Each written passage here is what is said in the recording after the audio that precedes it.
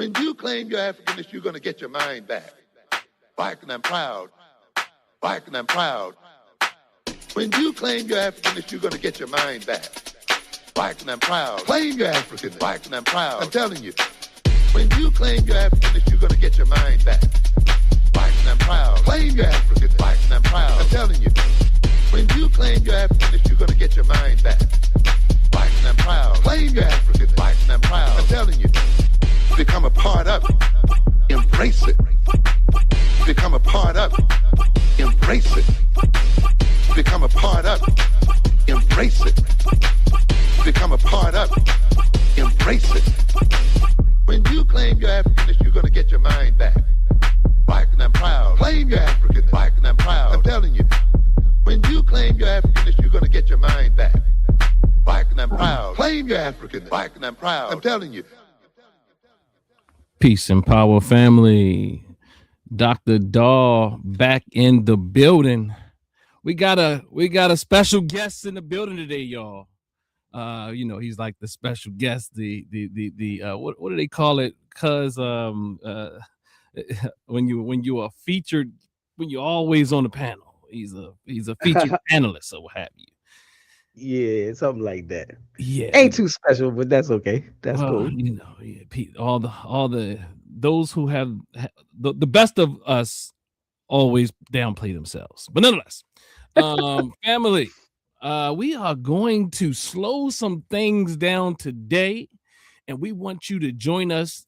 Thanks for joining us. Like this video, share this video, subscribe to both platforms, brother.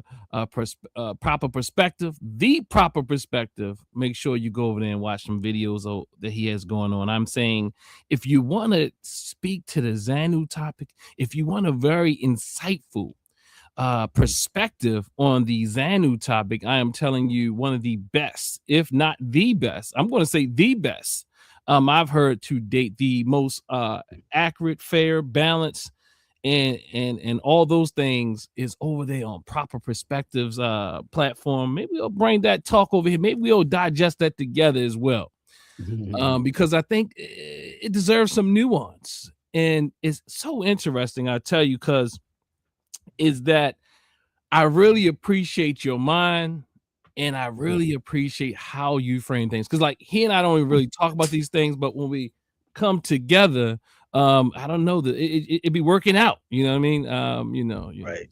It works out like that. Nonetheless, what I want to say is, family, go ahead again and like this video, share this video, thumb it up, and we're gonna go ahead and get started today. But proper perspective, Professor Shabazz, go ahead and talk to the people.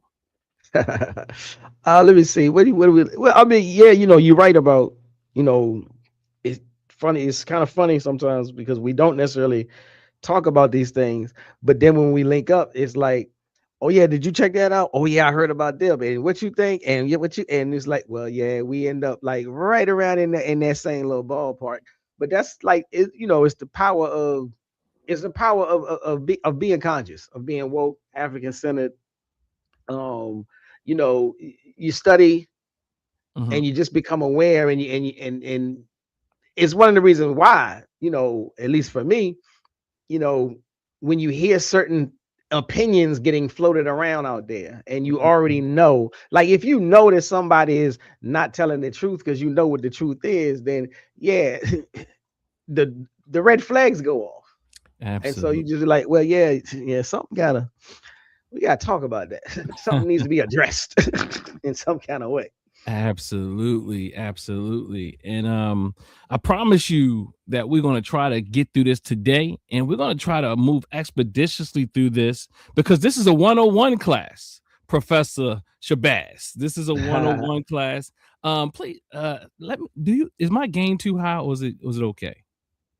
Now you sound straight to me. Okay, cool. Because I was on a video last week, and my gain was just a little too high. I mean, when I had our dear brother on last week, who came through and swept the platform clean.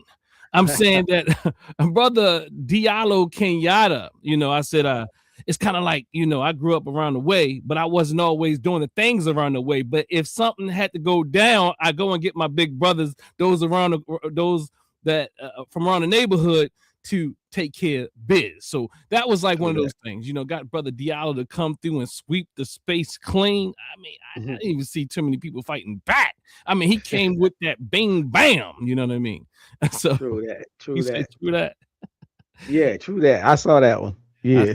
I see he took us. I mean, these clips that I'm putting up on social media, they're actually doing pretty good. Go over there, family. Follow me on all platforms at Dr. That's Dr. Dennis Asar Winkler on all platforms, TikTok, Instagram, and of course YouTube, family. And okay, I mean, let's get started.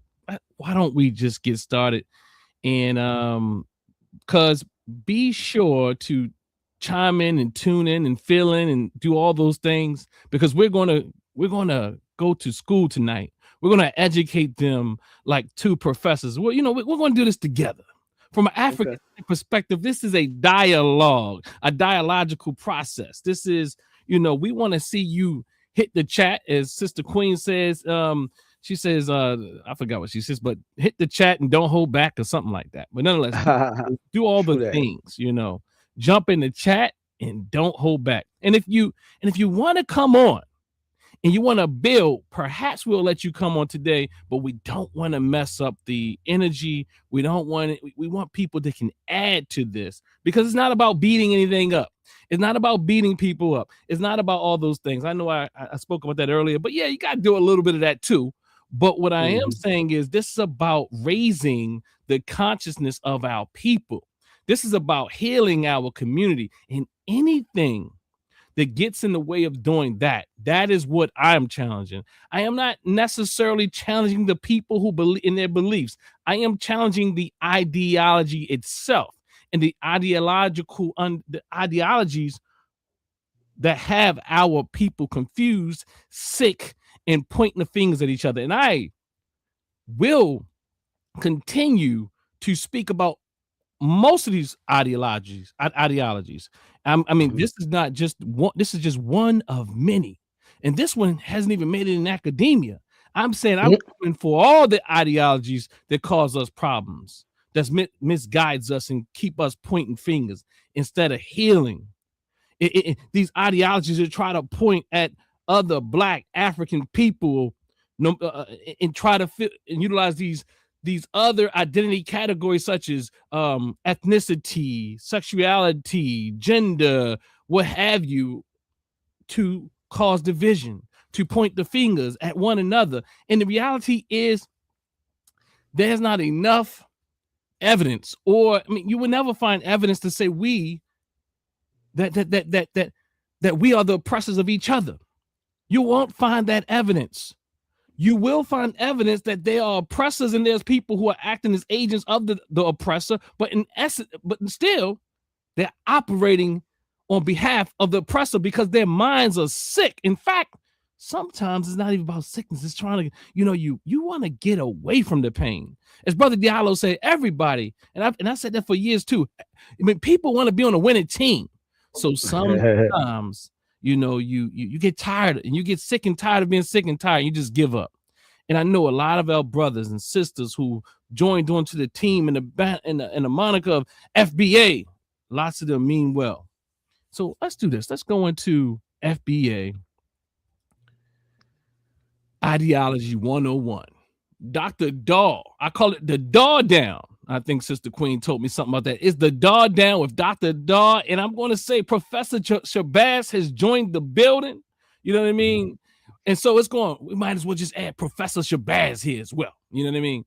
So I got some things for us. And I say a social science analysis using peer-reviewed theory and primary sources. And what is this about?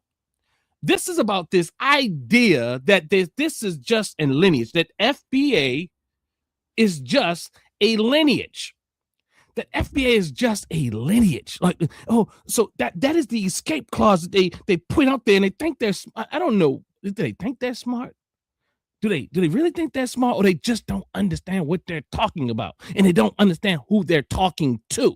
I don't know, but one thing I can say is you're wrong either way. I would rather you be I would rather you be lost than disingenuous. I would rather you be lost than disingenuous. So that's why it's time to teach. But I realize that if you are disingenuous or you there's no waking you up. But this isn't for those who are disingenuous or just hurt. Okay, because it's not only that disingenuous people refuse to wake up. People who have not healed or unwilling to heal or unwilling to look at themselves in the mirror. You know what I'm saying?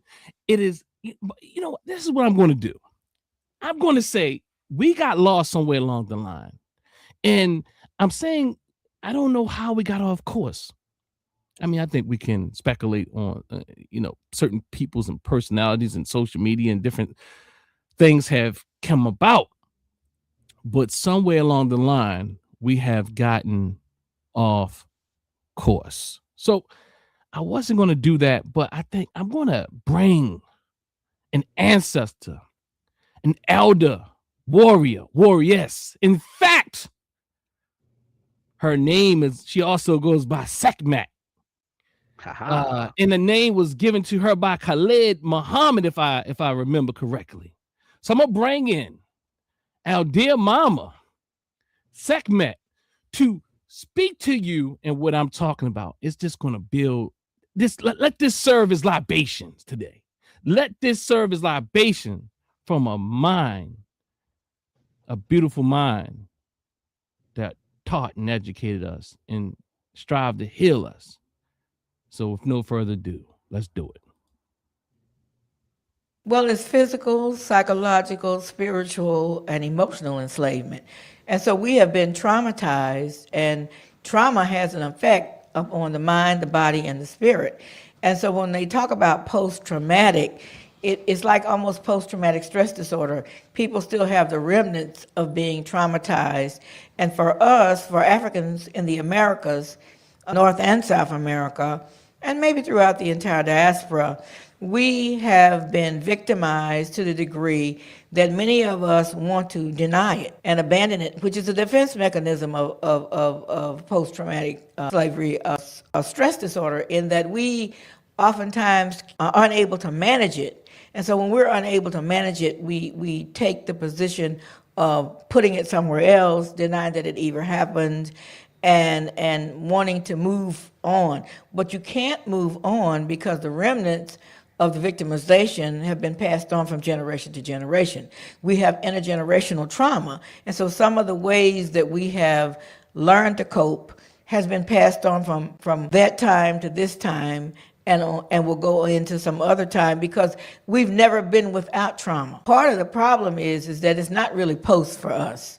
It's still present for us. And we're experiencing complex compound trauma, where we're being traumatized up on top of the trauma, up on top of the trauma. Tell us about examples of that trauma that impacts our daily lives. What do we see? Well, the language we use, some of us don't even like to be called African. I don't know how much trauma you can get when you're denying who you really are. And some of us begin to look at each other as though we're the enemy rather than we're kith and kin. Many of us live in impoverished conditions, have inadequate nutrition, have schools that are not fit for humans to be involved in, and deal in situations that that defy our humanity, and have a system that has been created from the time we got off that boat to the present time, where our humanity is consistently being denied and determined by others who don't have any respect for us as human beings, who still consider us as property. So let's look at it from the perspective of parenting. How does post-traumatic slave disorder or these disorder impact us? Examples in parents to child relationships. Well, I think there's a lot of ways that it impacts, but one of the ways that it impacts is that it creates fear, and it creates fear that passed on to your children, so that many children are not socialized into being assertive and into being aggressive in the context of not negativity, but in the context of going out and getting what you want. So yeah, Professor Shabazz, proper perspective. What came up for you when you listened to our dear mama, elder, ancestor, Dr. Patricia Newton? And I bring her out. I bring her out to let you know that our ancestors, our elders, they've been saying this long before I've come about. They've been saying this. They've mastered this. I am also showing you this because I'm showing you an elder who considers themselves a Pan-Africanist, an African-centered person, a centered person, and comparing that against what we see today that is trying to tear it apart. But there's so many jewels there, and it speaks to where we find ourselves today. But Professor, what's the deal? Well, I mean, yeah, I agree with you. It's definitely relevant. It's and it definitely resonates. The idea, the post-traumatic slave syndrome, the post-traumatic stress syndrome. That's very real. I hadn't necessarily personally looked at it as like I've seen it. I see it as a part of why the FBA thing sort of makes sense to people. Mm-hmm. And for me, it's kind of difficult to.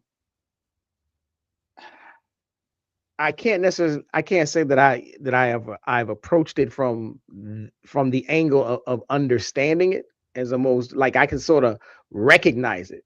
Mm-hmm. But I do personally, I kind of struggle with like I have to remind myself that, just of other quotes. And it's like when you see that people are suffering from this type of thing, or not even suffering, but if they are, when you see them in acting out of that type of pain, then you have to at least try to remind yourself, put the kid gloves on, don't beat them up too hard, because you recognize they're coming from a place of hurt. They're coming from a place of ignorance.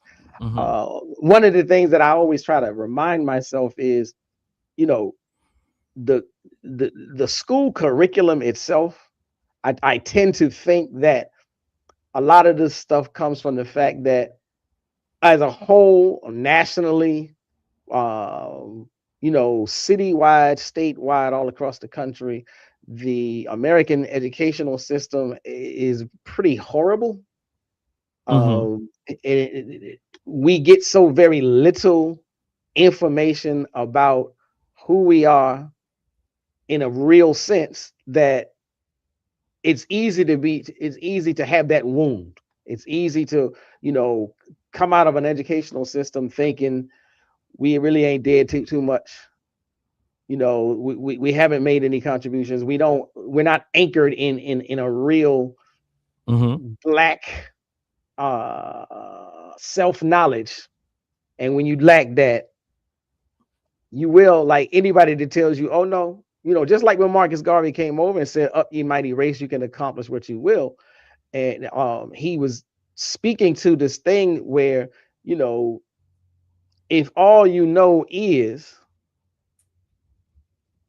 what appears to be a continued repetition of failure and disappointment, then you just start to think, well, that's what it is. That's how it is. That's how we always been. And so then now somebody comes along and tell you, no, you do actually have more about yourself or whatever.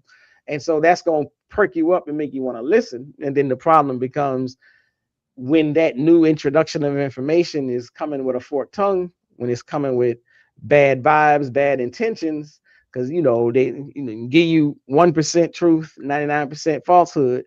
You ain't going to know this. Yeah. And I think she speaks to this fear.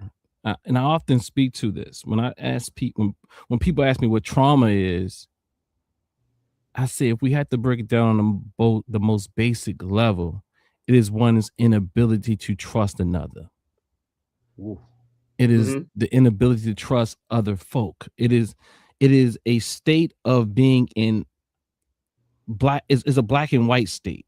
It's a state that has, you have to have an enemy. And we'll talk about that a bit more when we talk about ideologies. In fact, ideologies aren't bad, but they are ideologies that play on our trauma. And that is what I want to remind us of.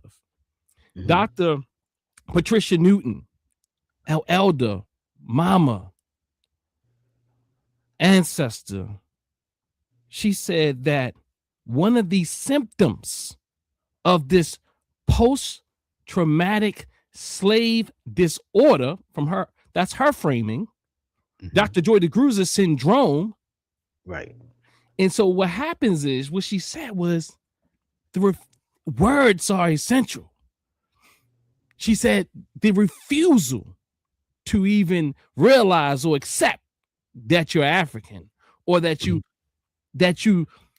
evolve, or you descend, or as some say, ascend from Africa and African people.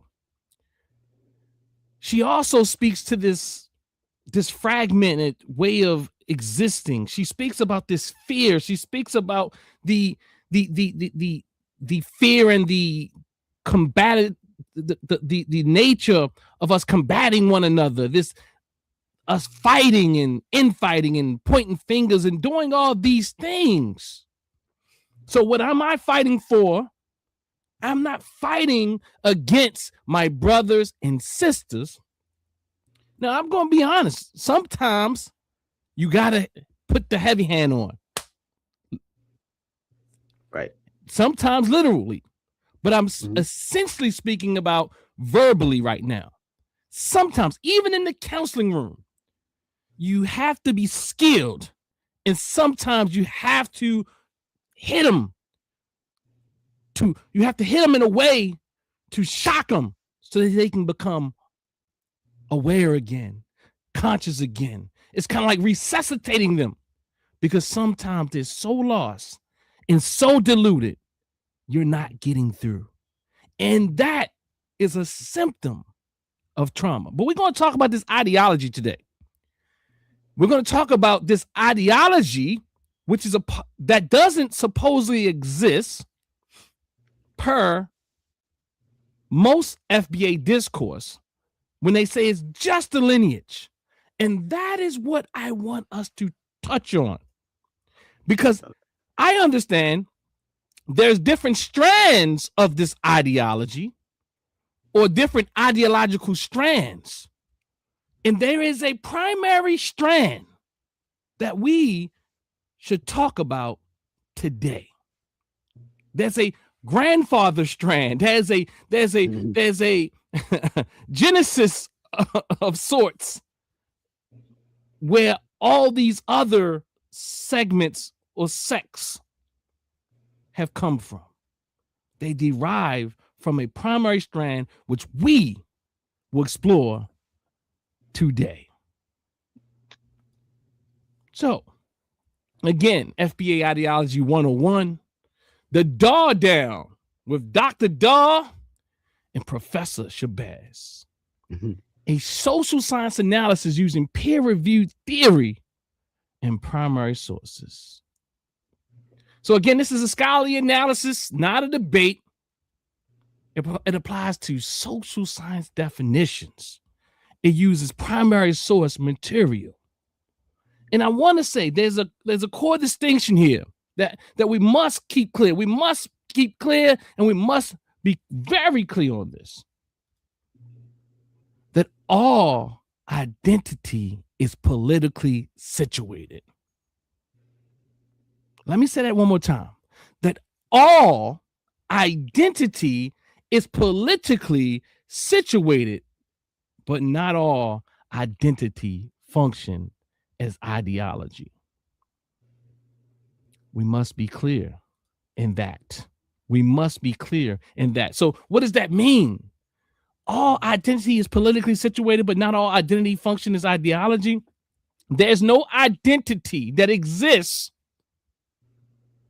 or that there's not even a need for an identity without some political reason. And we want to talk about political today. And what I mean by political, because we're not talking about electoral politics when we say political. Or at least when I say political, and when many of us say political, we're not talking about you thinking about going to vote. It's not excluding that, but that is not what political is. Political, to be political in essence, is the pursuit of power. How do you achieve it? How do you reach it? What does it take? And yes, it takes an ideology or ideologies. So, Brother Shabazz, proper perspective, please feel free to jump in. If you don't have nothing, you can roll, just jump. I'm talking about you can cut in on me. Don't worry about that. Okay. We can have a conversation, an African-centered conversation. If you come too hard, I'm gonna say, hold up, cuz. If I come too hard, you say, hold up, cuz. But go ahead, you got something? I feel you. No, I'm kind of laid back just for a hot second, like right now, because I'm trying to process, this thing. I love the statement. I love the opening statement. The one, all ideology is politically situated, but not all identities function as an ideology. So I'm wrapping my head around that, and I'll come back and I'll throw some things up once it is finished circulating.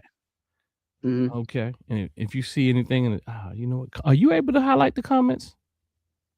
Let me see. I see the dots. It's letting me. I can delete, put user in timeout, or ban. That's the three things. Okay, well, we need that. You do that at least. Yeah, we need the wickedness come down the pipe. Okay, but we'll be nice. We'll be nice today. Well, we're trying to heal our community, not hurt our community. And this ideology, I argue, I posit, I maintain, is to continue to perpetuate the hurt, harm, and pain that has been inflicted upon us by this society. So again, let's move. So now let's look at, I often say that what we call FBA is an identity. And more specifically, it's a Black racial identity. And a Black racial identity is a set of attitudes regarding oneself, other Black people, and other groups. Okay, this is where I put it. I don't put it as what they call a lineage or ethnic group, as they claim. I don't know. I can't see FBA being used. FBA cannot take the space or place of what they call African American. I know lots of us don't even take that. We say African, period, or African in America. But FBA, I will argue and maintain, it would never take the place of African American. And we know who we're talking about when we say African American. At best, FBA is a subgroup within the African American population. And I'll show you why. And I'll tell you why. It's not just a lineage, as they say. They say it's a generic lineage. It describes us and who we are. It helps us delineate from other African people here in this country, from the diaspora or the continent. They might not even want to use the word African or other. They might even want to use the word Black, because to them, to some degree, it's like Black is what we own. They are African and Caribbean, but we're all not African. Sometimes the way they typically in how they articulate this thing, they articulate in a way that African is not something they want to be affiliated with at all. And in fact, they speak about things like they sold us into slavery, and as if even if someone did sell us into slavery, like there wasn't others fighting for us not to be enslaved. So now you sell out all the Africans. You sell out all the Africans. You're not taking consideration that your mother, great-grandmother, and whoever else who you were ripped from was still there. You're not taking into consideration that you still have relatives that miss you on that very continent. You're so hurt. You're so hurt that you're not taking into consideration that your family is still there. Those who did not want to sell you into slavery. We don't know how we got here as far as who did what. We can look at the historical account, and there's a variety of ways people found themselves here. But what I am saying, even if you were sold by another as a part of war or kidnapping from another African, what about the community you were kidnapped from? What about them? What about your auntie? What about your grandmother? What about your great? I mean, I'm saying you got to put the greats in there for me, because I don't know how many greats ago it was. But understand what I'm saying here. How do you turn your back on those who cried because you wasn't there anymore? How do you turn your back on those who are experiencing trauma on the continent because you were robbed and ripped away from them? No matter from who, but how do you, in a way, turn your back on everybody because something happened? See, that is trauma, because trauma does not allow you to see things in nuance. Anything that reminds you of the initial event becomes a threat to you. And that is what FBA is doing. And they do their best at trying to intellectualize it. And they do their best at trying to justify it. And they do their best. And that is what one does when they experience trauma on an individual level. That is what one does when they experience trauma on an individual level. Because anything that reminds you of that initial event is so threatening to your nervous system that you can't see the nuance. You can't see the entire picture. And it's like they all did this to us. So your mind can't even think enough because of the hurt, the pain, the trauma to say, you know what? No matter who ripped us away, there was left a hurt community, a hurt family who cried for you. So Black racial identity, again, is a set of attitudes regarding oneself, other Black people, and other groups.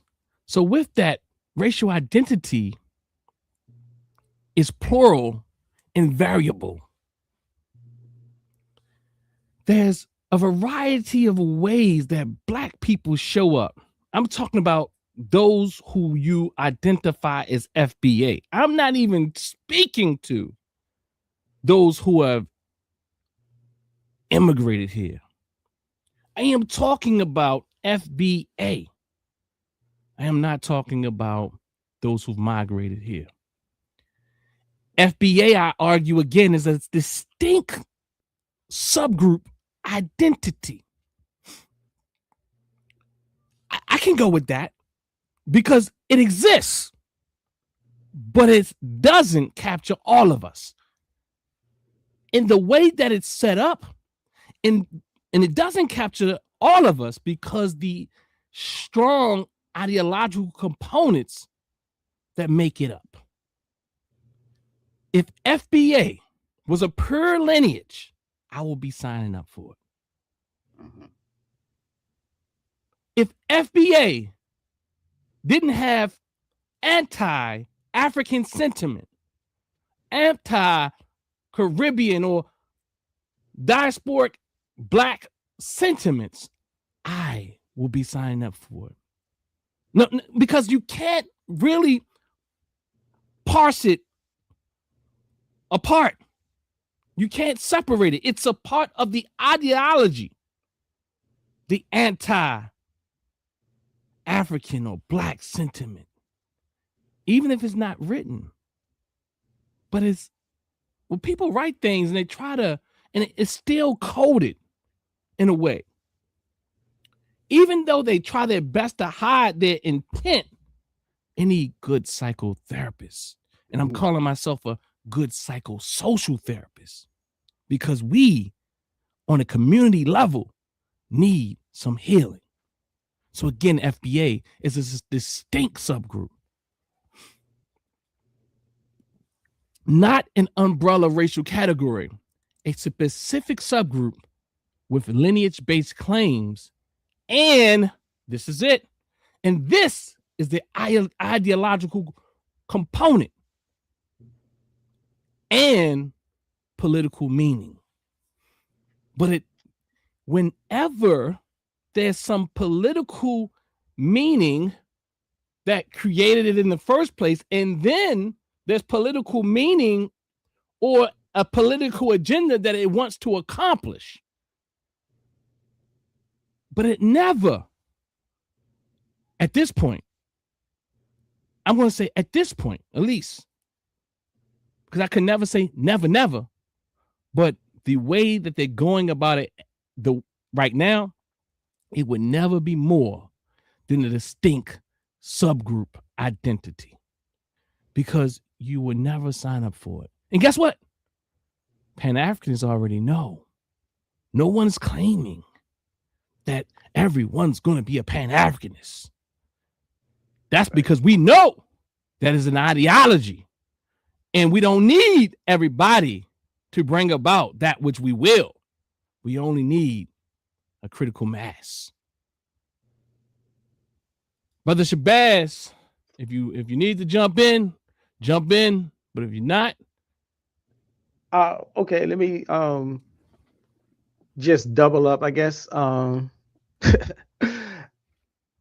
What you're pointing out is quite insightful, because what the proponents of the FBA label are trying to do is say, they want to disassociate from the definition, from the understanding of it as an ideology, and just say it's a better descriptive term. That's why we want it over African American. But what they fail to recognize is that if that was all they were doing, if it was literally just, okay, don't call me African American, call me foundational Black American, and then we just keep on moving.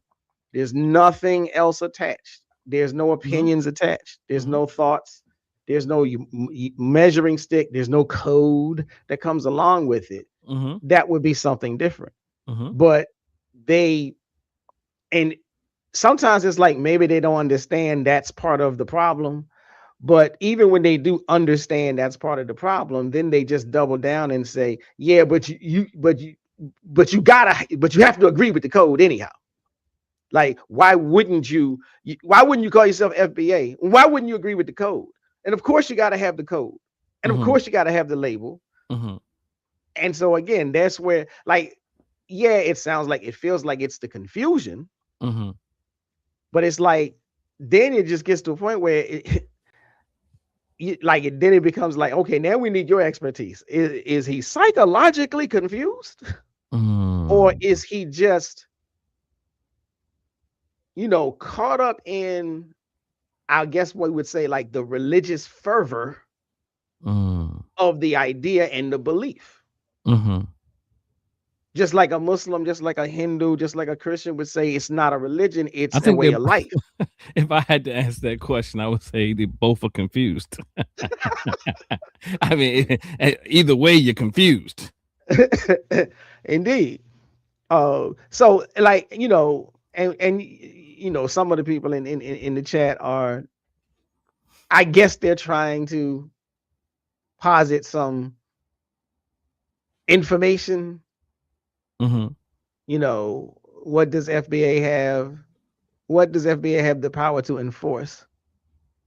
Okay, okay, no, that's a detractor. Okay. Well, we're gonna get to the ideology. We just getting warm, Professor Right. Bass. We're Right. gonna use primary resources, primary documentation. We're gonna pull from the master's mouth that doesn't exist. But go ahead. So yeah, go ahead. Let me So I'm gonna troll the track. You're gonna control the track, control the track, control. Okay. Do a little bit of both. I'm gonna troll it a little bit, but I'm gonna control it, make sure it don't get out of hand. All right, family. So I like to say if you haven't had a chance to view our previous conversation last week with Diallo Kenyatta, here's just a snippet so you can go over there and watch it once you're done with this. And in fact, let me tell you something. Pan-Africanism is the only movement that has ever threatened our oppressors. And you're looking at a reality in time in history where Pan-Europeanism, Pan-Arabianism, and Pan-Asianism is flourishing. White folks go to Europe and make these international agreements. NATO is Pan-Europeanism. The World Bank and the IMF is Pan-Europeanism. But you're going to fight. Yeah, so you're going to fight. And ye who has little faith, if they can do it, why can't we be Pan-Africanists? In fact, we are Pan-Africanists. And there's actual Pan-African things happening. There's plenty of it. Pan-Africanism doesn't mean that, like, ideally, I think people think that Pan-Africanism means that, it's sunny days for the rest of your life. That there's no more war going on. There's no more problems in the Black community. No, Pan-Africanism is very clear that we are at war. Pan-Africanists are clear that we are at war. We don't think it's going to be a utopia, but we do want to balance and fight for us. Do we think everybody? No, everybody ain't coming. In fact, we have songs that everybody not going to make it. You know what I mean? So let's get back into more of what we're talking about here. So again, what FBA is not. FBA is not an umbrella racial category. It is not a specific subgroup with lineage-based claims and political. Okay, it is a specific subgroup with lineage-based claims and political meaning. It is not an umbrella racial category. So let's utilize a definition of ideology, because people will say, there's no ideology. You don't have to say that there's an ideology in order for there to be an ideology. No one, like, people will come back years later and say, this is how we framed this. This was an ideology. So an ideology, just a simple definition here, an organized set of beliefs, attitudes, and values that guide meaning and political action. That's just one definition. But there's quite a bit of definitions. You understand what I'm saying? There's lots of definitions for what ideology is. And I'll read some very quickly just to give you an idea about how we can look at this from a social scientific and a social scientific framework or perspective. So the term ideology is used, it says in this article here. In fact, the article is entitled "The End of Ideology." So again, there's a variety of definitions. The term ideology is used to stand for an organization of opinions, attitudes, and values, a way of thinking about man and society. We may speak of an individual's total ideology or of his ideology with respect to different areas of social life and politics, economics, religion, minority groups, and so forth. Again, another one. Ideology refers to more than doctrine. It links particular actions and mundane practices with a wider set of meanings, and by doing so, lends a more honorable and dignified complexion to social conduct. From another vantage point, ideology may be viewed as a cloak for shabby motives and appearances. And one thing that came up in my mind was like, are you on code? Are you on code, as they say? Another definition for ideology. An ideology is an organization of beliefs and attitudes and religious, political, or philosophical in nature. Now, let me be clear, because people sometimes struggle when they say, well, it got to be all that. No. It says religious, political, or philosophical in nature. Or means it doesn't have to be every last one of them. Just one of them is enough. That is more or less institutionalized or shared with others, deriving from external authority. Ideology refers to a pattern of gestalts, of attitudes. And that, we find, is a common day gestalt on social media. What we call FBA. Ideologies, again, are broad and general, pervade wide areas of beliefs and behavior, and give core meaning to many issues of human concern. They unify thought and action. The term political ideology is normally defined as an interrelated set of attitudes and values about the proper goals of society and how they should be achieved. Let's say that again. The term political ideology is normally defined as an interrelated set of attitudes and values about the proper goals of society. Some of the goals could be reparation and how they should be achieved. How do we do it? We delineate. That is perhaps one of the ways that is being argued by FBA. Is it fallacious or not?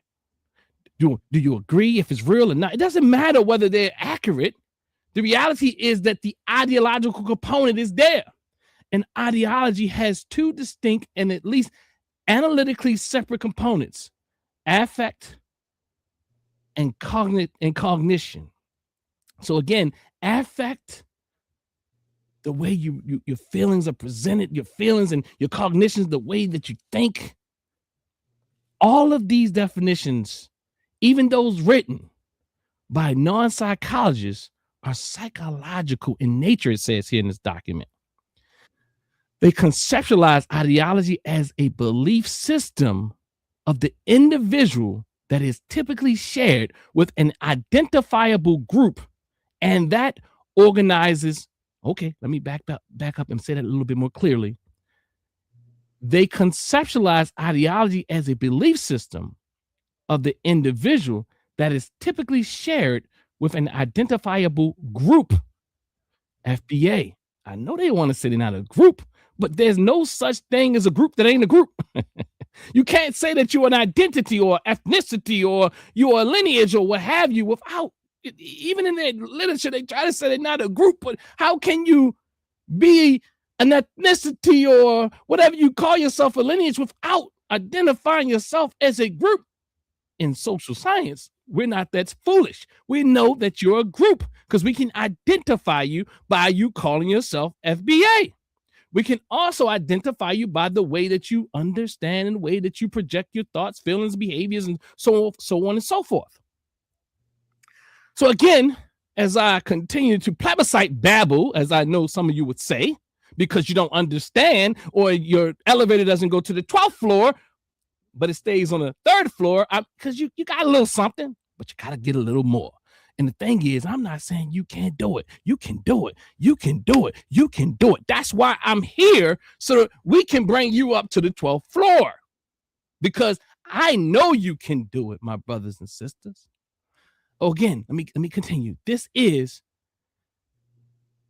is every definition of an ideological belief system carries with it certain assumptions concerning its degree of cognitive organization.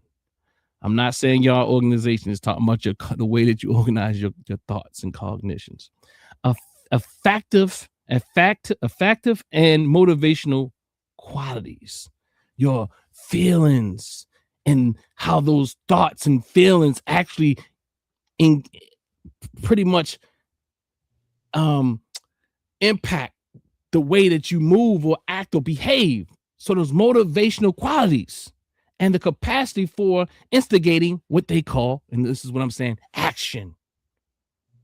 These assumptions may well be reasonable, but they make clear that the debate about, let me just stop there. All right. So I'm coming back over here, and I just want to give people some thoughts, some ideas, a framework on ideology. And ideology can be abstract. You don't even have to say that you follow an ideology in order for it to be identified as an ideology. Many people don't, most people don't, just like people don't know they're operating within a culture, they don't know they are operating and following ideology. Many times we think this is how things ought to be. You about to say something there, Professor Shabazz? No, you're right. So I don't know. It's like I'm looking at some of the comments, and a brother said, "This is too many words for nothing," and I'm just like, Really? again, if you just don't understand the words, it's like just like anything else. If you hear something you don't understand, rather than insult it, just say, "Wait a minute, what do you mean?" And then people can, help you get to where it is you need to go. Mm-hmm. But I sort of get there. I get the fact that sometimes people don't necessarily know what it means to have an ideology. But again, it's not that complicated if you're open to understanding what it means. You can say, okay, that's too many words. Okay, well then, like in classrooms, they'll be like, okay, well, you tell me what you think I said. This is just a 101 class. Right. This is just 101. If you can't make it past 101, you won't get your certificate or diploma. Exactly.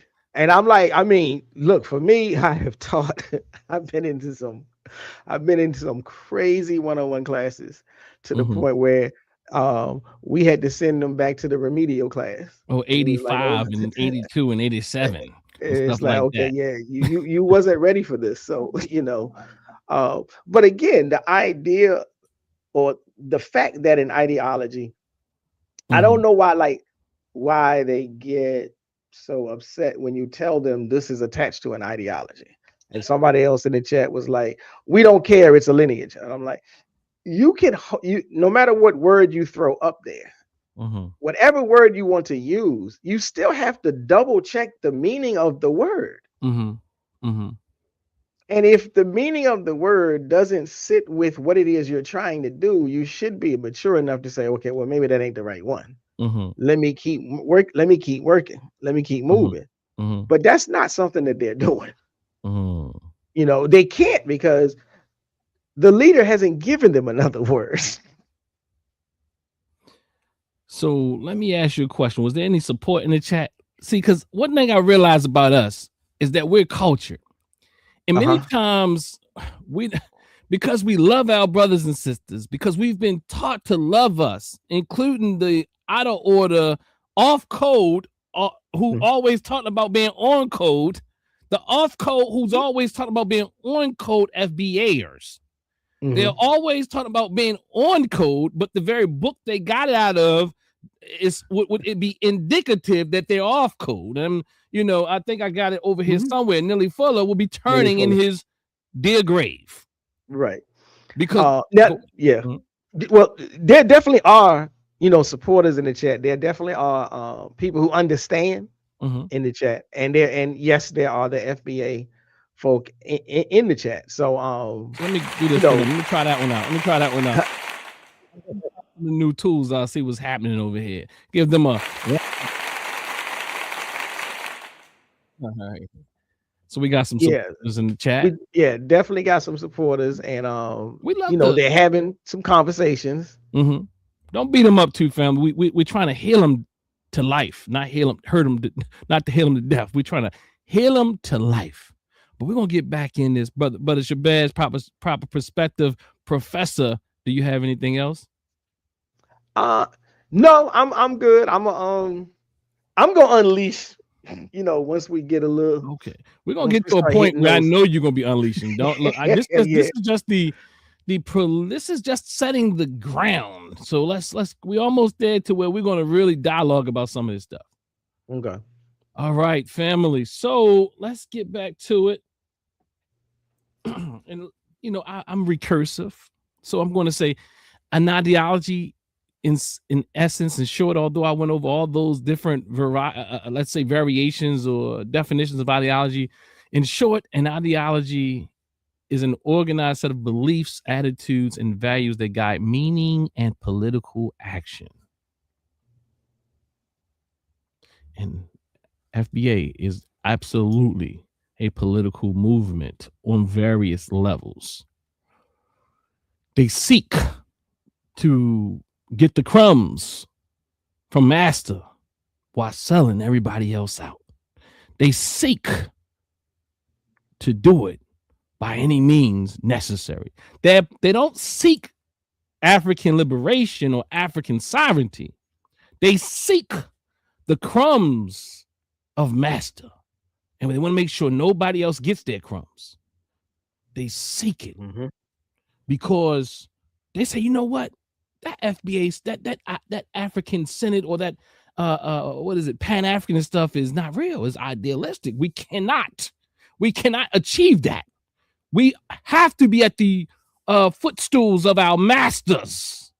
So we might as well take our position in this world, because there's too much evidence from them in their minds that says that we are to be second or third grade citizens, or maybe I don't even know what level, but real low, under the white race, because we believe in this idea of race, it seems, FBA, because we believe the white man and white woman, white man, white woman, black man and black woman.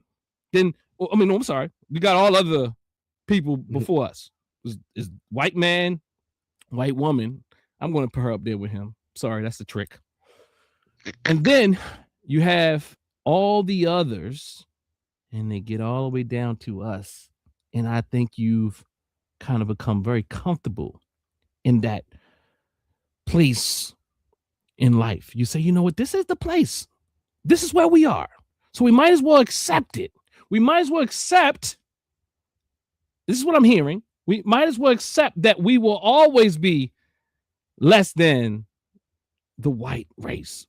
But see, that's not really consistent with our scholars who showed us how we have ruled our own nations and civilizations and all these type of things, what you think is accurate, inaccurate, and all this type of thing, because you know your lot in life, FBA, is not for African sovereignty, is not for Pan-Africanism, is not for us coming together globally. I know you say, well, what we'll do is we get ourselves right, and then we'll go and join up with them. Some of you will say that. Some of you will at least get there. Some of you will at least get there. And maybe a lot of you who are not very clear that FBA is a very anti-Pan-Africanist, anti-Black immigrant movement. But let's keep moving. Political behavior. Let's dissect that a bit. Beliefs, attitudes, and actions through which groups organize power, regulate legitimacy, and enforce boundaries and guide collective action. That is much of what you hear. This is political behavior. This is what FBA is trying to accomplish. They're trying to put certain kinds of beliefs in you so that you can have certain attitudinal dispositions and actions. They want you to act FBA-ish. They want you to act FBA-ish, through which groups organize power. They're seeking to be second-class citizens, or third or fourth or 10th. Nonetheless, they're not seeking to be top tier. They're not seeking, as our dear Baba, Dr. Amos Wilson says, a blueprint for Black power. They're not seeking African sovereignty, because they have, like Frank, what's the guy's name? Frank Zanou, the African sellout to Africans. No, let's keep that clear. Go over to the proper perspective and check out his analysis on Frank Zanou. Go over to the proper perspective, because he has one of the most critical analysis I've heard. And we have to be clear that Frank Zanou is not just saying that Black people don't have culture in America. He's saying that Black people don't have culture anywhere. Then he'll say, he plays with words. So he'll say, you do have culture, but you don't have culture. And I get it. He's playing games, because really, he is an African version of Thomas Sowell. So Thomas Sowell is one of, quote unquote, FBA. So he gets his points from people like Thomas Sowell and Glenn Laurie and these very far right, or right, what they call conservatives, who do their best to see. And it's pretty interesting, because sometimes you can't tell who's selling out for that white money. In fact, they'll try to say, well, this isn't popular. They'll say, well, it's more popular to be a liberal Black person, and then you'll be an in club. No, there's lots of space in those right spaces for Black Sambos.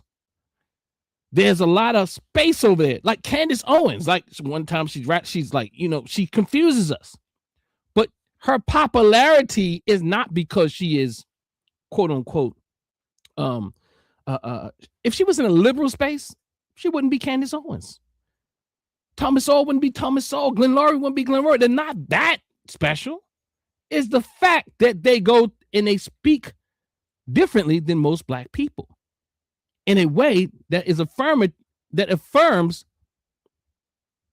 white patriarchy, that affirms the white patriarchal aspect of white supremacy. That far right talking supports white patriarchy. And I'm going to say there's a thing called white matriarchy. And then liberals, they fall in that bucket. I'm not, look, they love, they cry, they got tears and all that type of thing, but they ain't giving you nothing. They ain't giving up their stuff, as his sister Queen says on Black Box Radio. Go follow us over there, like and share. We over there too. We on all three platforms, family. Follow all three platforms. Go over to the proper perspective. Go over to Instagram and follow me, Dr. Dennis Assar Winkler, so you can stay informed, family. Also, come out to Kwanzaa this Sunday. We'll be starting at 3:00 at 5525 Harford Road. TNAT Holistic Wellness Center, a wellness center with lots of things going on, because it is African-centered and Pan-African inspired. So let's get back to this political behavior. One more time, one more again. Beliefs, political behaviors, beliefs, attitudes, and actions through which groups organize their power, regulate their legitimacy. Regulate their legitimacy. There's a lot of trying to regulate the legitimacy of what is an FBAer and what is not. And how we enforce our boundaries, how we delineate and who is an in-group or out-group person. This is political behavior. You don't have political behavior without ideology. Your ideological understanding actually guides how you do these things. In fact, it says it right here, and guide collective action. So let's move. All right. Genealogy versus ideology. Genealogy is ascriptive and non-revocable. You know, if you can't say I'm not African American. You can say it. You can't put me out of the African American population, but you can put me out of the FBA population. In fact, because it's a subgroup. You mean they called me tether and tether lover and all this type of thing, but they say, you know, that's only for certain people. Let's keep it moving because I want to get to this right here.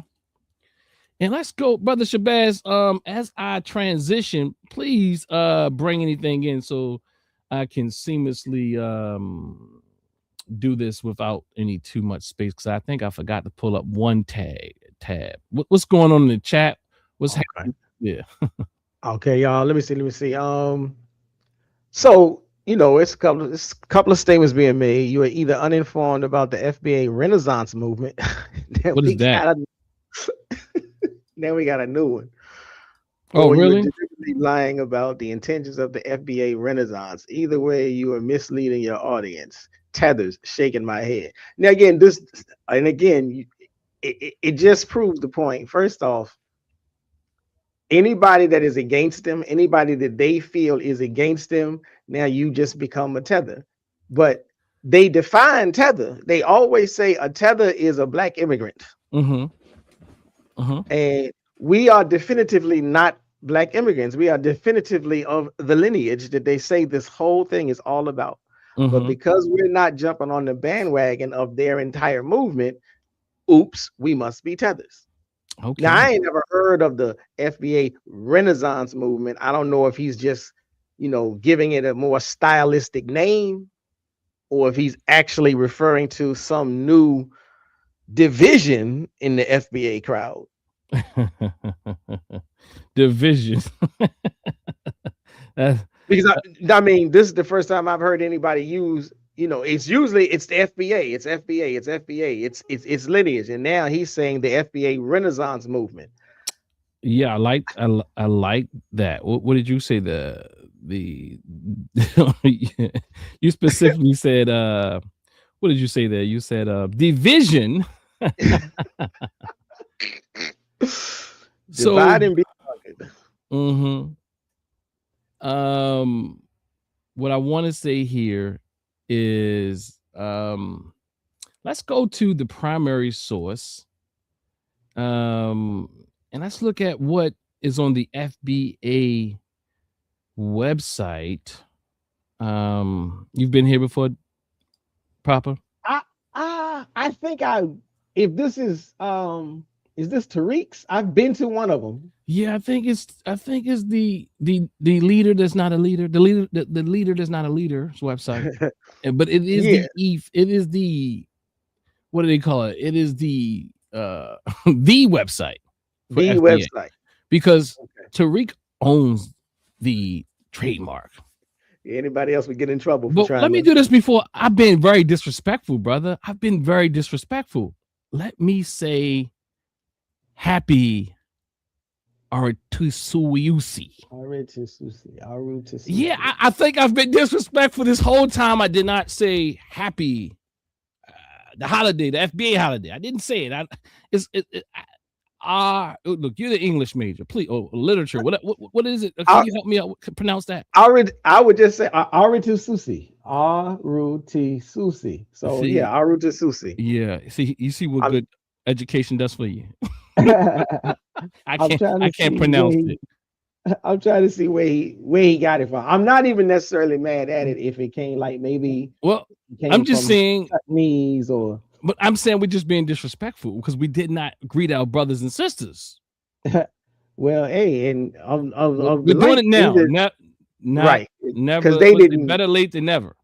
Right, and they didn't come into the chat saying it either. So they didn't. Come on now, y'all. FBAs, we gotta do better. But anyway, right. I mean, I'm not saying, and let's keep it clear. I'm not saying there's no. Okay, I hear you, cuz. See me and you gonna have to really flesh this out a bit. Okay. So I am mad. I do get it though. Like what I mean by it's not like I'm not really mad, but what I am saying is I can't, like, I think that there's some historical accuracy in some of this that we will read today, but it's also some overly manipulated type of interpretation. There's some stretching, and then in fact, we have to understand, like, the reason why I will say I'm mad at it, if we have to use that term, is that it's not about this holiday that I'm angry at, because I think that African Black people have the ability to define and determine for themselves. Right.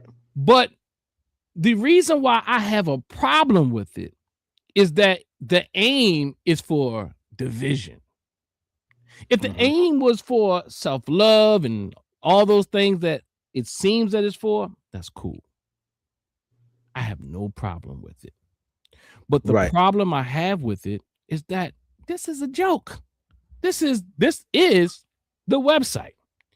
And the dear brother owns it. You know, then you want to throw you throw Dr. Wells in on it just to get some credibility. You know what I mean? I mean, we know what's going on, but there's no leader. But for some reason, this picture keeps showing up. There's no leader. There's so much subliminal imagery going on here. You know what I mean? It's like it's beautiful. You know, it was put together really quickly. You can tell. But there's FBA history. Talk about 1526 Spanish colonizer. I don't want to say his name because Lucas, let's say that, brought the first documented enslaved Black people to the shores of what is now the South Carolina, Georgia coastline. Shortly after their arrival, these enslaved Black people courageously revolted against their captors, leading to the collapse of the Spanish settlement. So they are saying, "Ooh, these, this is an interesting historical account." Have you ever heard of it? Oh, I've heard of it on this website. Okay, I've done a little research, and there's some accuracy here, but it's not supporting what they're trying to support. It's a major stretch. They don't, this colony that never took place. Like, they don't even know how long or how many Africans were there, or if it was 12, and now that they're trying to utilize this event as the marking event of FBA instead of 1619.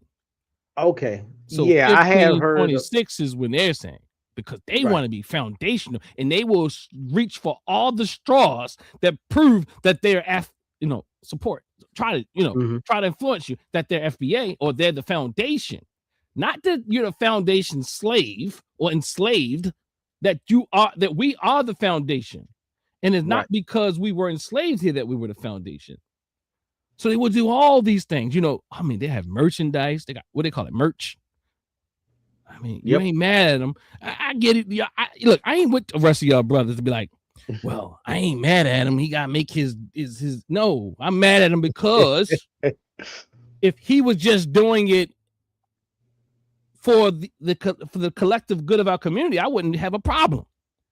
But he's doing it, or they are doing it, whoever's doing it, the boogeyman, the Wizard of Oz is doing it. The leader that's not a leader is doing it because they try to keep that, they trying to stay in them houses and them cars. True that. You got to continue. Like, what I'm saying is, one thing about Pan-Africanism is that it's been fighting for a long time. I mean, a long time. I mean, if you have to look at their leaderless leader or their leader with this leaderless or whatever, you will realize that he has jumped every movement that he has created. He's created a new one. How could you deal with them? You should have abandonment issues. See, the problem with traumatized people is that they go for people that will abandon them. See, when you've been traumatized, you've been victimized, you are used to dealing with people that won't fully attach to you. And I've heard too many accounts that this brother does not attach to anybody in a human way. There's no care for people. In fact, The fact that you would put a video out about our elder, Baba Small, Mhm. and then, you didn't even like really talk to this person, like got the information incorrect or correct or whatever. You just took a pop shot at him, right? I didn't see any correction. Well, you know what? Maybe I got some misinformation at the Baba Small tried to correct it. Nonetheless, what I'm saying is, come on, y'all.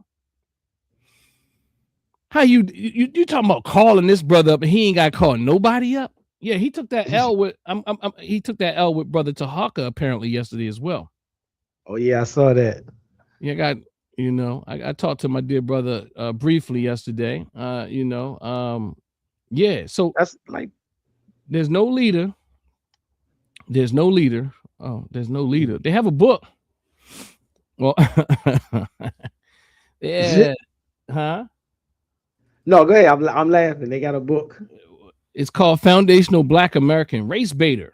The journey into understanding systemic racism from the #1 scholar in the world who jumped on all the pseudo documentaries and utilized everybody's talent to promote his own. I saw it from the beginning.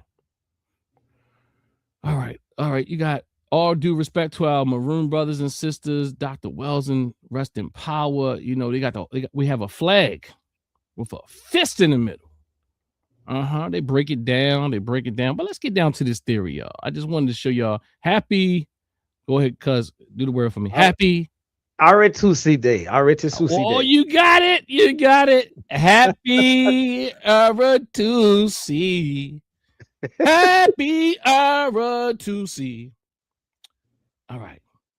T-shirt. Oh God. See, they do a lot of mind control. They try to say, look, these are FBAers, and they wasn't even around to tell you they were FBA. We're going to put people that can't say that they are they can't support whether or not they fall within this. So there's the FBA flag, and then there's it breaks it all down. It has a whole thing, Go ahead. Good. So there's some good stuff here.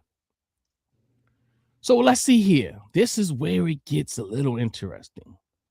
But hold on, let's go back. The 3 stars of FBA on the flag. That's very important. Mm-hmm. That's very essential. But this is where people typically stop. And I'm going to just sit here for just a moment because the stuff below it is the ideology. Part of the ideology, the working ideology, the ideology that they're working with and on. And if this is a mess, just to be honest with you. The 3 stars. And I'm saying it's a mess because our brothers and sisters who say there's no such thing, there's no ideology, why is it here? So the 3 stars represent the historical understanding, was part of the ideological framing, represents 3 groups who make up the ethnic group that would become foundational Black American. The Black Aboriginal people of North America. It doesn't like what Black Aboriginal people of North America are you talking about? I'm like, let's not usurp the Native Americans or the First Nations peoples thing. Let's not usurp their existence here. Like, we really doing this. Now, then the second one, I think you get an before you even get started. It's like the Black explorers and traders who have contact with the Americas before Columbus. How do they become like you just had contact and that made that they were the they represented the foundational builders. Yeah, like they represent the 3 groups who make up the ethnic group that would become the foundational. Wow, what are you saying? They came over, they traded, they did their thing, or they talked to some people, they made love with somebody. What are you saying? What happened? Talk about it. I want to hear it out a little bit more. I mean, I think it's vague for a reason. I mean, because I don't know. I did want to order the book. So I might order the book and it may be in there. But see, I see why you don't say you have an ideology, because it's horrible. The captives, then the third one's the captives brought to the Western Hemisphere from Africa. Now, why that gotta be last? Come on now. Come on. the only one that was kind of real. I mean, the only one real. The only real one got to be last. I mean, well, let me not say the explorers. I'm not getting that debate with y'all, but absolutely, it doesn't make sense still. So it's not real. Even if the explorers came here and they did their thing, how does that make? What did they do? Did they make love with the women here and left their progeny? What did they do? Then you have the captive that brought. That's the only real one, y'all. But this is the last one they want to talk about because Dr. Patricia Newton early on in this video, we struggle with being that right there, African. We struggle with it. That's a part of the drama. So we're going to put that last just because we can't sound totally pseudo. See, their leaderless leader or leaderless is more astute than that. You know, he got to put a little, it can't be totally pseudo. And, but because what you were saying, you said that they said that there's this new FBA group or something like that. Well, the brother in the chat is saying that there's, I guess, well, he's trying to name two different movements. He said that the FBA is the Renaissance movement is different from the delineation movement, but they're all under the same umbrella, so to speak. I was trying to find his comment again. The Renaissance movement, huh? Yeah, he says you're either uninformed about the FBA Renaissance movement or you are deliberately lying about the intentions of the FBA Renaissance.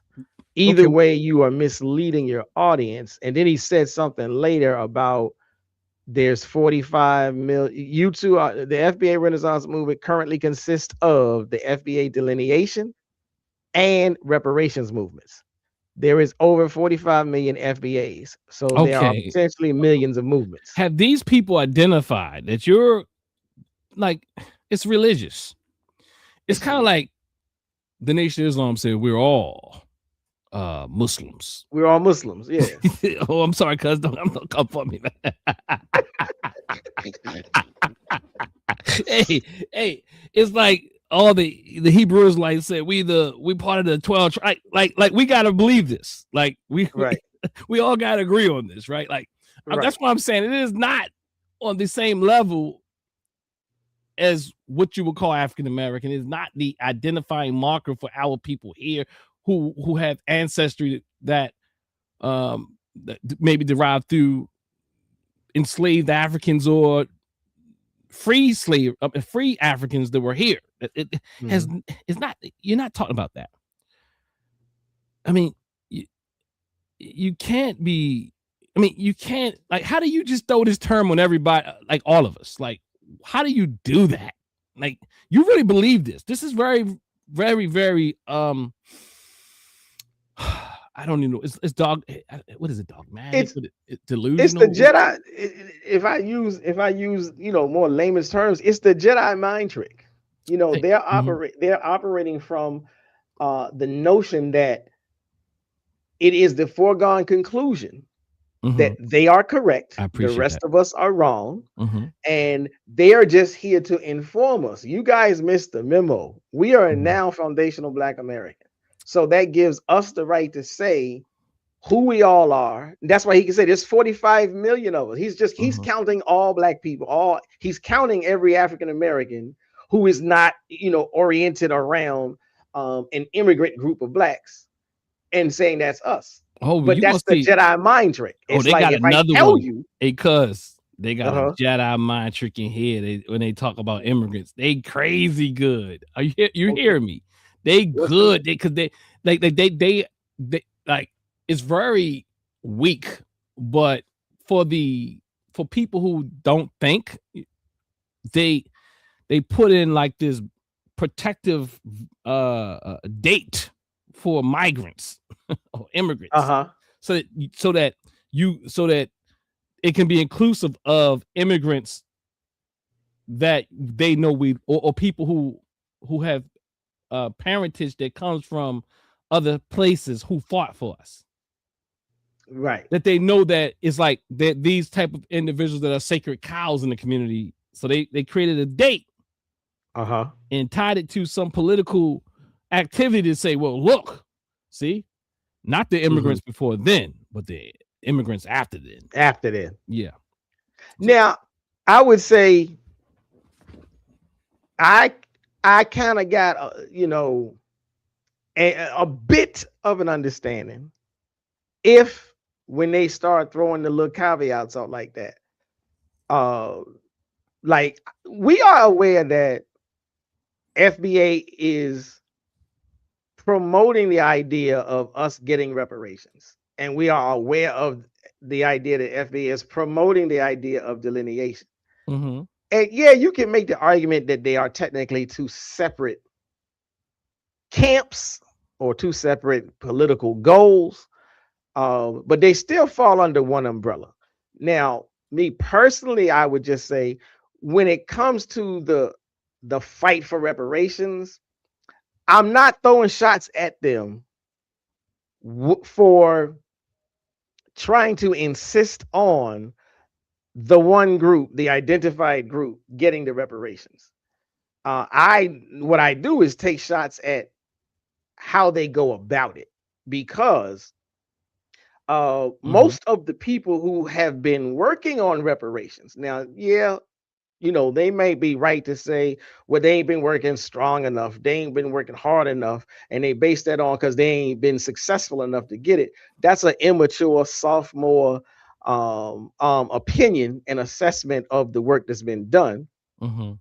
But the folk who have been working on reparations have been taking their lead from Dr. William Darity, and he has already laid out, as far as reparations is concerned in America, it should be going to the descendants of the enslaved Africans who were caught up in the Ma'afa. And he's already written out, he has actuarial tables and all of these economists that he's worked with on how it can get distributed and where and when and who gets it. So in that regard, I'm like, okay, for the reparations thing, I understand. But the part of the issue is, but you don't need anything out of Tariq Nasheed's mouth. You don't need the term FBA. You don't need the term lineage. You don't need their movement at all, because all of that work was already done, and all of that work was like already written into the various legislative pieces that have been on the table and been trying to get, promoted and pushed and passed and all that other stuff. So it's like, okay, I understand that maybe it's just you want to be a part of the game and you didn't know how to join the movement, so you just sort of started your own movement and said, yeah, we about that. So yeah, and go ahead. No, I'm sorry. I just see that you have become a honorary Baltimore dude. That means I must got some kind of I got a bad name or no, it was horrible appellation. They probably know I'm from Baltimore, and they didn't hear nobody say do and two. So I don't know. I mean, I don't think you said do and two or anything like that, because you're definitely not from Baltimore. And True. Yeah, so but anyway, but what I do want to keep it like clear, like we're talking about, like, yeah, and I appreciate that clarity that you're bringing, like you're able to delineate. But the thing is, and we're talking about, like, there's no beef here per se, as far as the goal is there's that it's an ideology, and that I don't want to be thrown off by people making like my fight here is not none of that right now. Today is right. FBA ideology 101, and I want to hear more about it not being an ideology, if that's what we're talking about. I mean, if I want to hear those who say it's not an ideology speak to it not being an ideology after we're sharing and submitting this particular case here today. What you about to say to that, cuz? Well, I was trying to look for some commentary from people in the chat, where they would be, trying to articulate that. Most times, most of what I've seen, and if it's there, I'm just missing it. So I'm not saying it's not there, but rather than try to, speak to the topic, they just like to say, you're just wrong. You just don't understand. But they rarely offer, an explanatory statement as to what it is we don't understand. You're just a tether. Yeah, well, you're not informing. Like the other brother that was like, you guys are just misleading the people. Well, you can properly inform somebody by making a statement. Just saying somebody is wrong is not fixing the situation.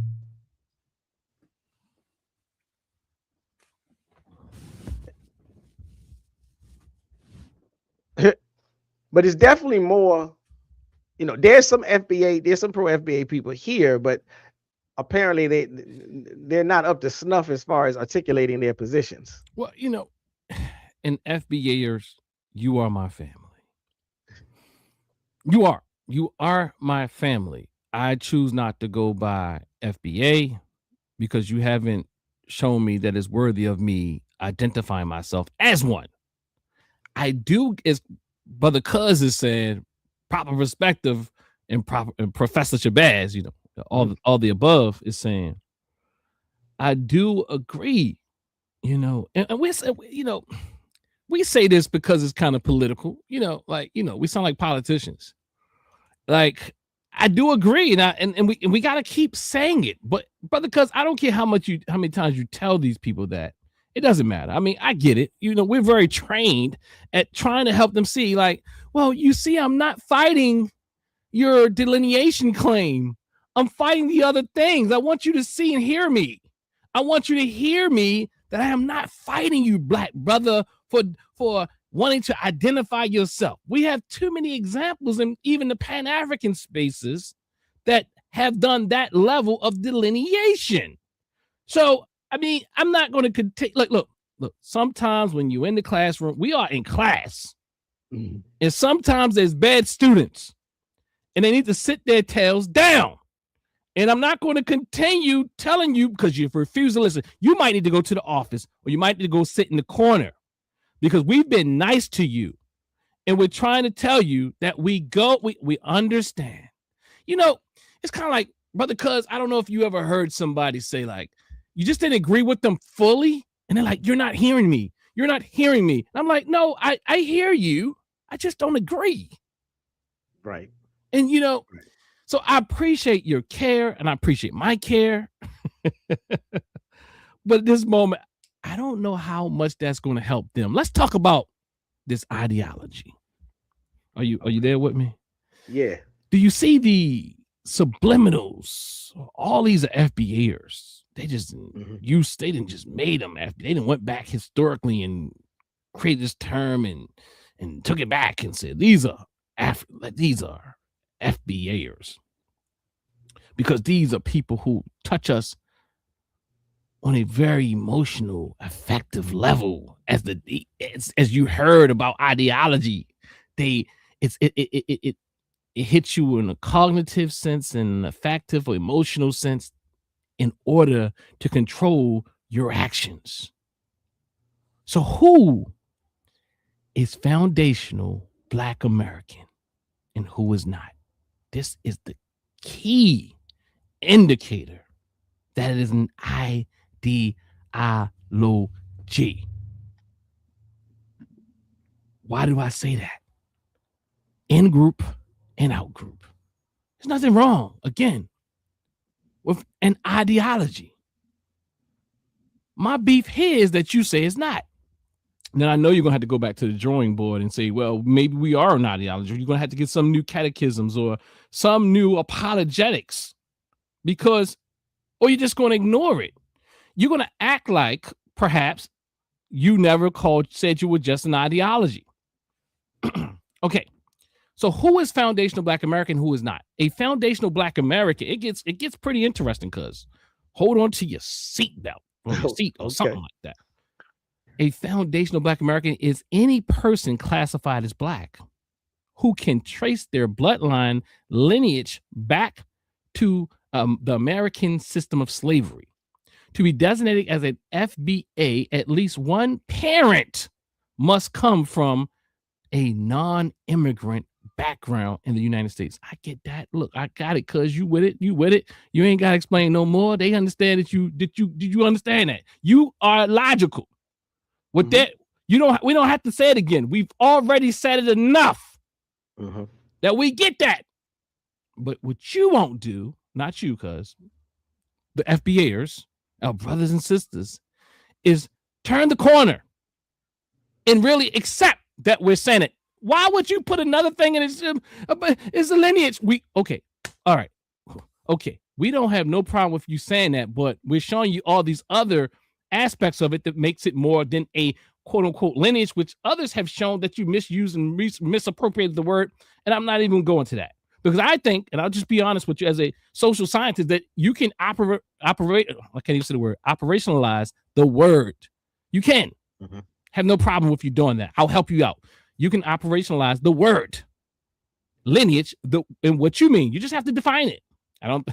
So how does a person trace their lineage back to American slavery? The process of determining if you are a descendant of foundational Black American survivors of American slave trade is relatively easy. 5 years after formal slavery was abolished in America, the U.S. government provided detailed information about the foundational Black American population for the first time. The 1870 census provided the first detailed accounting of the Black population, and if a person can trace their lineage to the 1870 census, they are most likely a descendant, most likely a descendant of foundational Black Americans who were enslaved. Most likely. The 1900 census is a good verification resource because of the influx of immigrants to the U.S. At the time, the 1900 census have been even more detailed information, which includes race, citizenship, nativity, meaning of the birthplace, and parents. Okay, so I heard someone on your show say that some people might have an issue with that. You had a sister on your show that was very powerful and profound. Go check it out on Proper Perspective, The Proper Perspective. What's the name of that show, cuz? The channel is The Proper Perspective. That was a conversation about reparations, DNA, and I forget the last term. In genealogy, I think, or something like that. In genealogy, yeah. Yeah. And I think one thing that you brought into the conversation by putting DNA, and she brought that into the conversation, DNA would help us out. We wouldn't have to do all these things. They want to ignore the fact that science is science and that DNA works. They want to ignore the fact that DNA could cut a lot of this confusion out. They want to ignore that.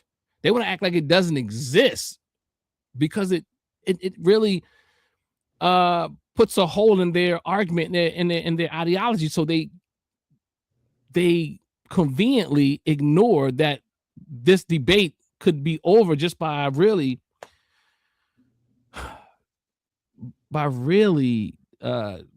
a quick sample. Oh, we don't believe in DNA. We never. Some of them saying we never been in Africa. We're the explorers, and we're the first nation people, and all those type of things. But then there's those who have some sense, who know that most of us came through the transatlantic slave trade. All right, let's keep going. This is all the stuff that most of us can say, okay, that doesn't sound too bad.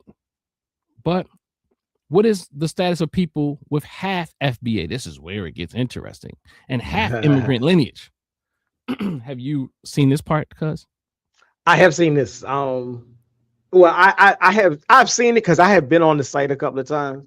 And I'm reading it back over too, and I'm like, oh yeah, I remember this. And I've had more conversation with people about it. So I'm like, oh yeah, now I'm remembering why and where it came from. Okay. So this is part of the ideology. If you are a person classified as Black who has one parent from an immigrant background and another parent who can be traced to American slave plantations, then you are considered foundational Black American. All right, they give they didn't. Okay, cool. All right. That means you got one parent. You in there. You a half breed, but you in there. And half breeds need to be looked out for as we continue to talk. It's kind of like a mulatto. They're gonna call you like I don't know. They probably have a term for you, like what do they call you, an anchor baby? I don't know what they call people, but anyway, they got all types of derogatory terms. There is a very important caveat with this designation, and very important caveat. An FBA individual whose non-FBA parental lineage comes from a person who immigrated to the United States after 1970 should not be considered or looked upon as a representative of what? A representative or spokesperson for serious political, social, economic, or judicial issues that affect foundational Black Americans collectively. It's just a lineage. And now they want to tell you, the lineage wants to tell you, the lineage wants to tell you how to treat people who has. So, okay, in fact, let me just use this case study. My sons, that's interesting. My sons is African American as they are, cannot be considered as Black power as they've been raised, as much as they help their community.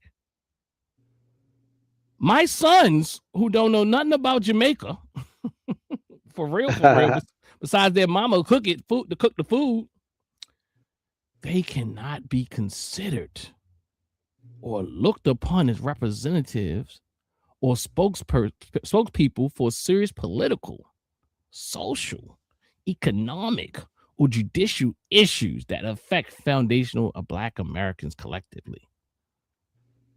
That's just a lineage, but what? Now you're saying what they can do politically? What? Yeah, that's crazy.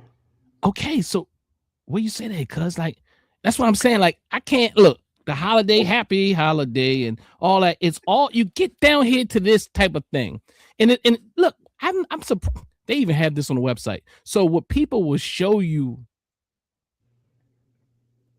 on websites believe what is going on underneath the surface.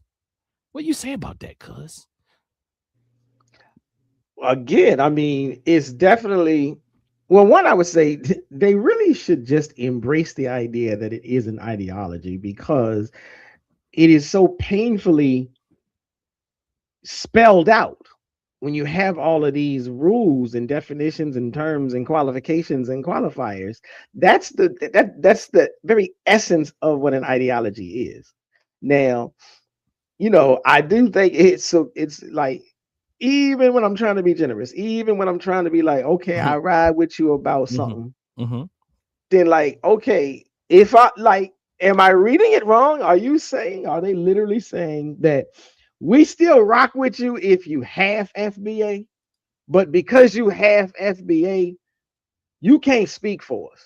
You can't speak for us about anything serious, political, social, economic, or judicial, because you only have. You in the fold, but you got to shut your mouth. That's what they saying. Oh yeah. I think you hit it, and I think I lost my space. But oh shoot. But that's what they're saying. That's what they're saying, cuz. Now they do have another paragraph. And they say the only exception to this rule. So okay, that is the rule. That's it. I lost my I lost the space, but do you still see it? I don't know. On your screen, what's showing is just the Google page. All right, let me go back. There you go. Okay.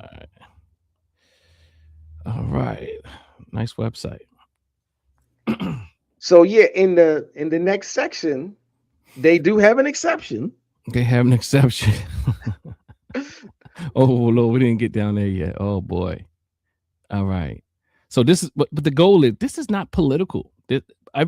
Everything political is ideological. Everything, even identity is ideological. But I want to show you that even in their own writing, it shows you that it's very political, I mean, I don't even know why I would even be arguing that. Why people would argue that it's not, because they don't really understand that political is ideological. Well, yeah, that's what I mean. It's like they're getting caught up in what they think is the connotative negative vibe.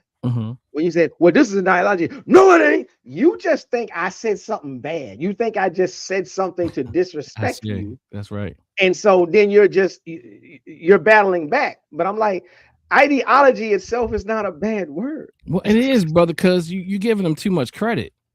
It is a bad word because you can, at that point, it becomes a struggle. I mean, maybe, you know what? Then they're going to have to really identify that they're really a religious sect.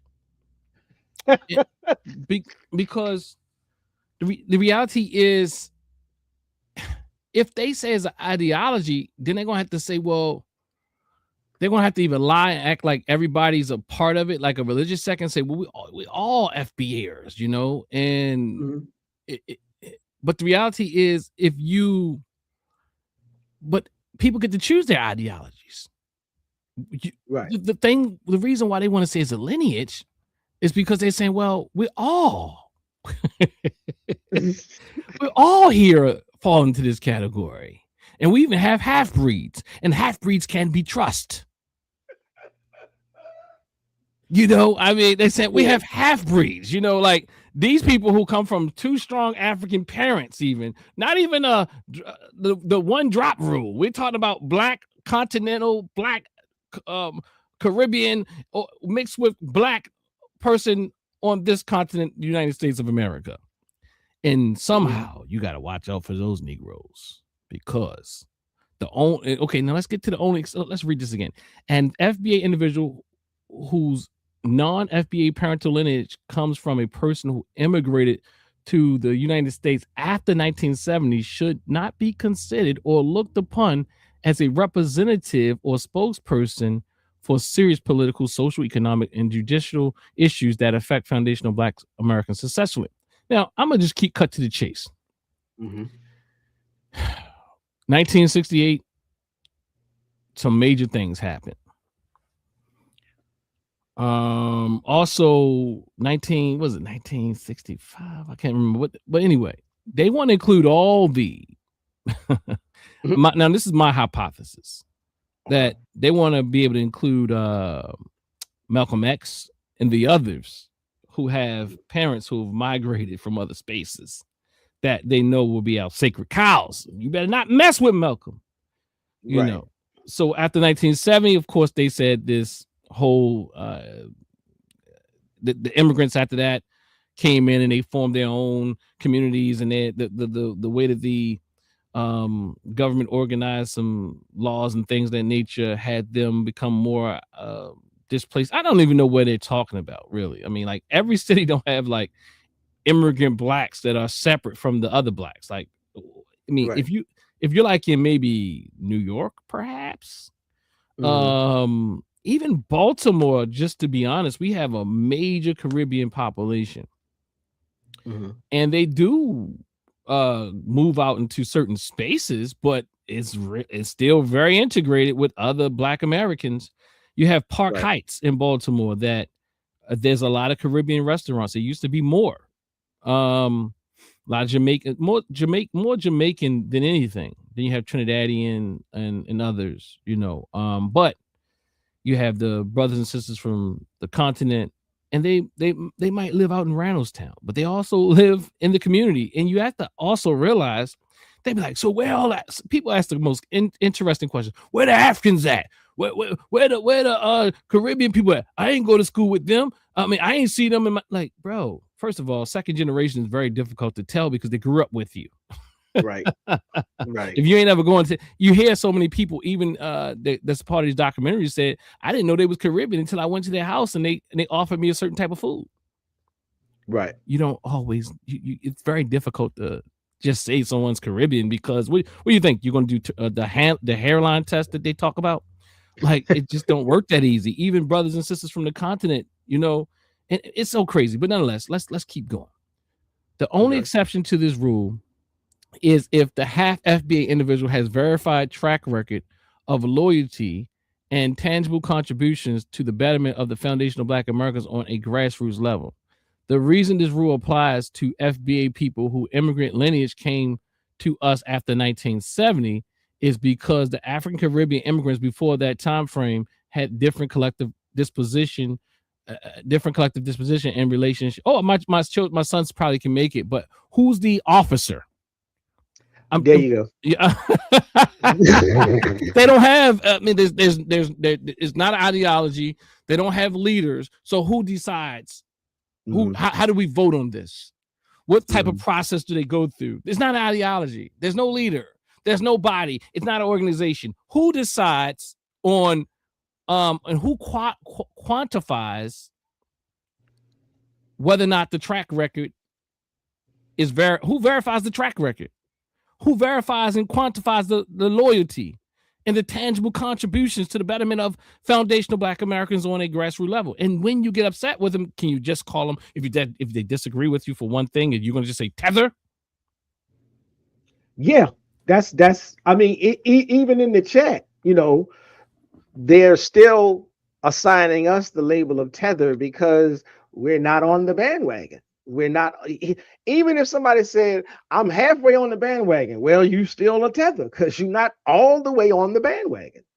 So, and as you had made reference when I did have Dr. Carmichael on the show, that was one of the things she was saying. She was like, you know, you get to the point where now you're trying to police the community's own Blackness. And you're trying to police the community's own eligibility. Like, you know, you either fit, you know, if you're an African American, you're an African American. Can't nobody, like, you can't, like we may all have a huge problem with Candace Owens. We may all have a huge problem with Clarence Thomas. But no one has raised the flag to say she ain't African American. No, because you can't take the ethnicity from somebody. Even if you want to, you can have some jokes. You know, you can get online and say we want to revoke the black card, but it's a joke. She's still an African American. But that is not the truth. That's not the same with the FBA. As soon as you get out of line, you ain't FBA.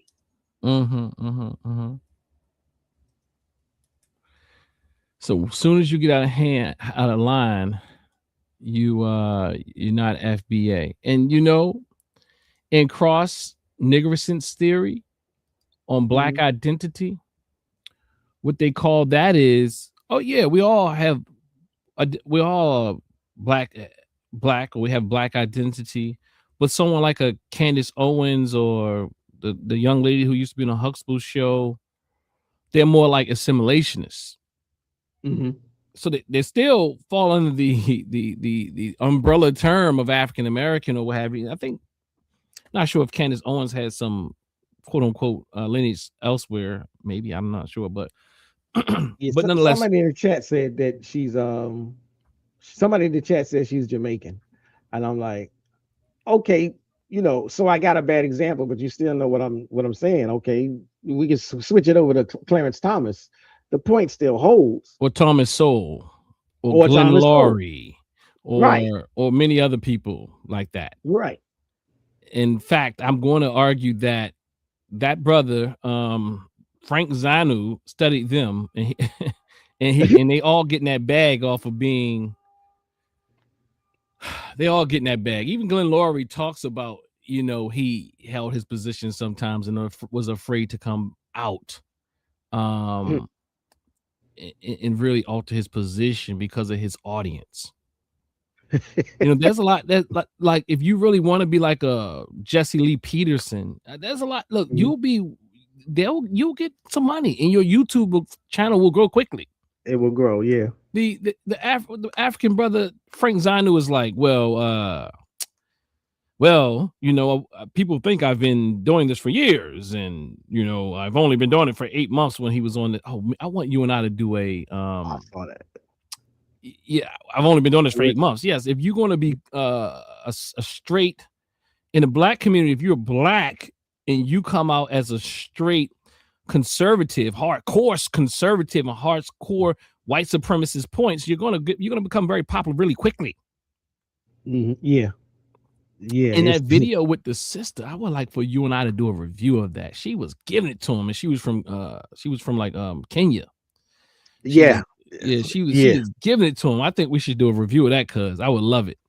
I'm down for it. All we got to do is like schedule it up, and then we can chop it up. Cause that is one of the ones I was like, I sat down the other day and just started taking notes. I'm like, I feel like a student in class again, because I was like, oh yeah, I'm going in. And she was giving it to him. And guess what?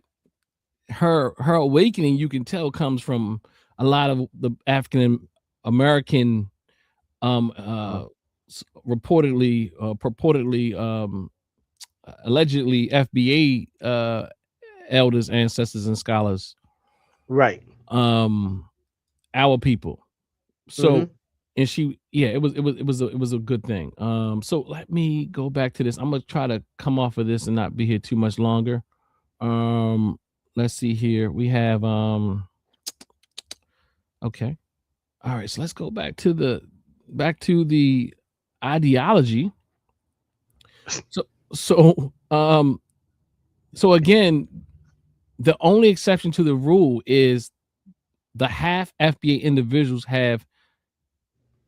has a verified track record of loyalty and tangible contributions to the betterment of Foundation and Black Americans on a grassroots level. Who's the judge? It's not an organization. It's just a lineage. There's no ideology, no precept, concepts, or philosophy. Who judges this? Tariq. I was trying not to use his name, but no, it's good. You use it, not me, because they instantly say, you're just mad at Tariq. Oh, God of mercy. Tariq has really, I'm using his name now. He has really trained them well. He has trained them, huh? He really has. That is the apologetics and the catechisms. So going forward, it says the reason this rule applies to half FBA people who are immigrant lineage, this is the one drop rule almost like. I mean, like this is the black version of, Yeah. Oh God. Then it took white supremacy talking and stratification systems and created it in an ethnic sense to shut certain people out. That's why, like, when like Brother Diallo and others like, it's no ideology. I'm like, what they like? What is it? I said, white supremacy. White supremacy. And melanated white supremacy. Melanated. I mean, it's called. The easiest you think is going to be easier or whatever. I don't know. Whatever you want to be part of the winning team, even if you have to be the ball boy or whatever they call it, the bat boy or the jockey. I mean what's the person who carried the clubs for the golfers? Oh yeah, that's a good one. I don't know that name. I was gonna say the water boy, but that's the water boy. That's the one I was looking for earlier. Yeah. So it says it's because African and Caribbean immigrants before that time frame had different collective dispositions. So they didn't generalize the difference in dispositions without giving you any type of research articles to support this claim. Like they're saying that before 1970, it was okay. They're included if they were here before 1970. But because the African and the Caribbean immigrants before that time frame had different collective dispositions in relationship to the FBA. And guess what? They're not policing it well because they never asked when a person come on the show, like, were you here before 1970? Okay, you're not a tether then. And likely you're not a tether. Okay, so 1970 would be, okay. All right, guys, he's been here before 1970. And because he's been here before 1970, it's plausible, it's highly likable and plausible that he or she isn't a tether. That because their dispositions were different in relation to FBA. It goes on to say the Immigration Act of 1965 law foundational African American fought for in order to help Black people from Africa and Caribbean to come to the U.S. and assist FBA as a reinforcement against systemic white supremacy. This was because this plays on our emotions. And it's way more complex than that, but we'll come back and chop it up. It's trying to say, well, when you see the Africans, it plant seasoning. You see them and they got the job and they're looking like they don't treat you with respect. Know that you fought for that. And I think there's so the reality is there's some truth to that. There's a level of truth to that, but it's being weaponized and is a subtle seed of ideology and it's not telling the full story. And we will go deeper. This is 101. We're just going to hit the general today. But 101, we might have like a 101-2 or 102. Or you about to say something, cuz? No, go ahead. You on point. Go ahead. This was because the few Black people who were able to immigrate in the U.S. before 1965 acted as strong allies to foundation. Where did they? And then, so now after 1965. They changed up on us. They just changed up. They acted as strong allies. They were acting, in fact. I don't think that's what they mean, but maybe they do. And see, everything, words are essential. Acted as strong allies to the foundational Black Americans. This is part of the mythology. This is mythology here, y'all.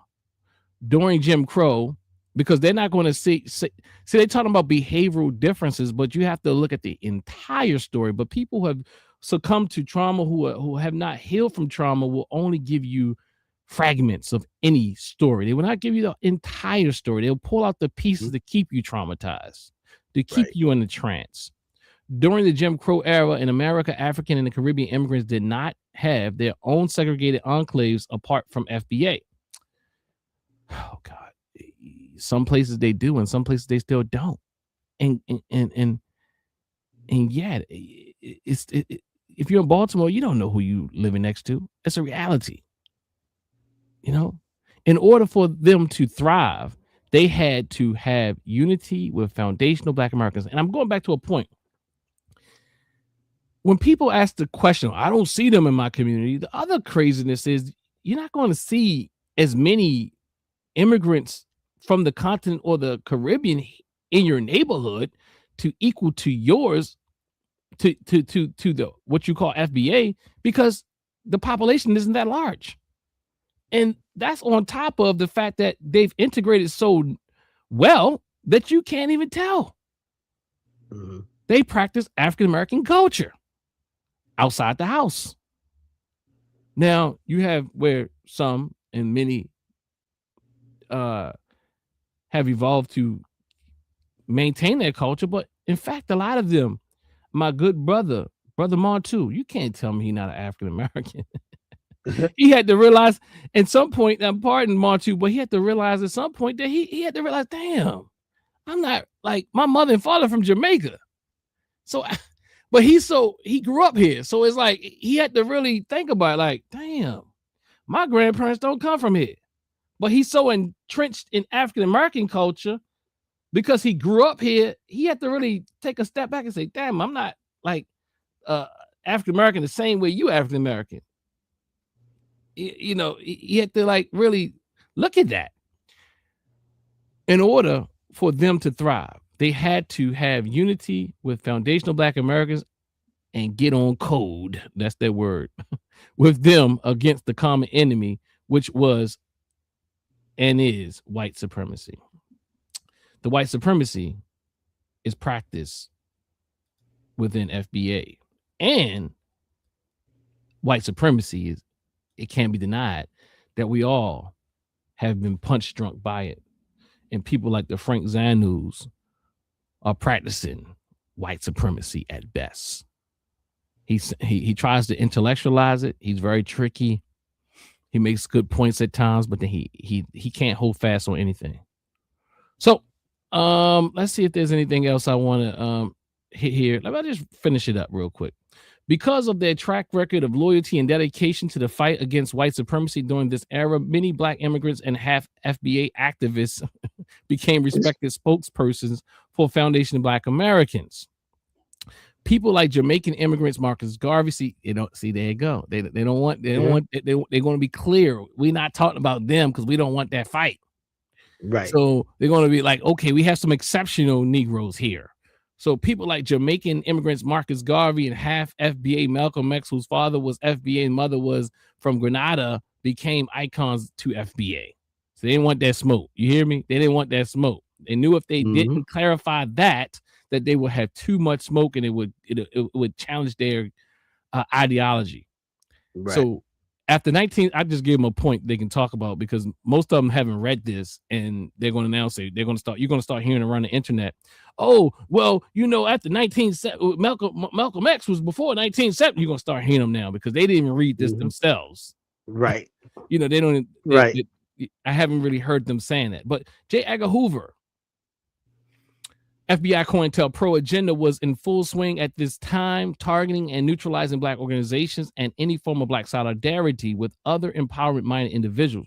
This was also the time when large groups of African and Caribbean immigrants were being allowed to come to the U.S. government, would come up with ways to use some immigrant groups as buffers against foundational Black Americans.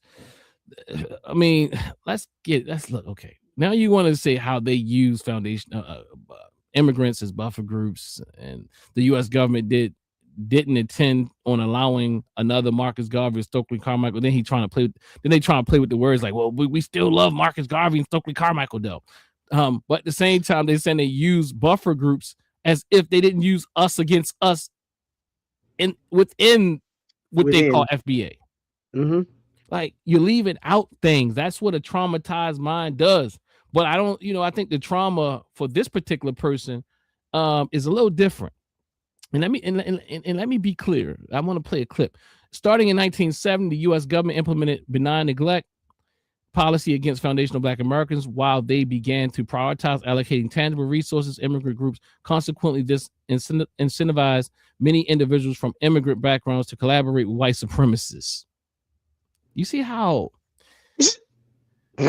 we're not talking about all of them, but you see the generalization there, right?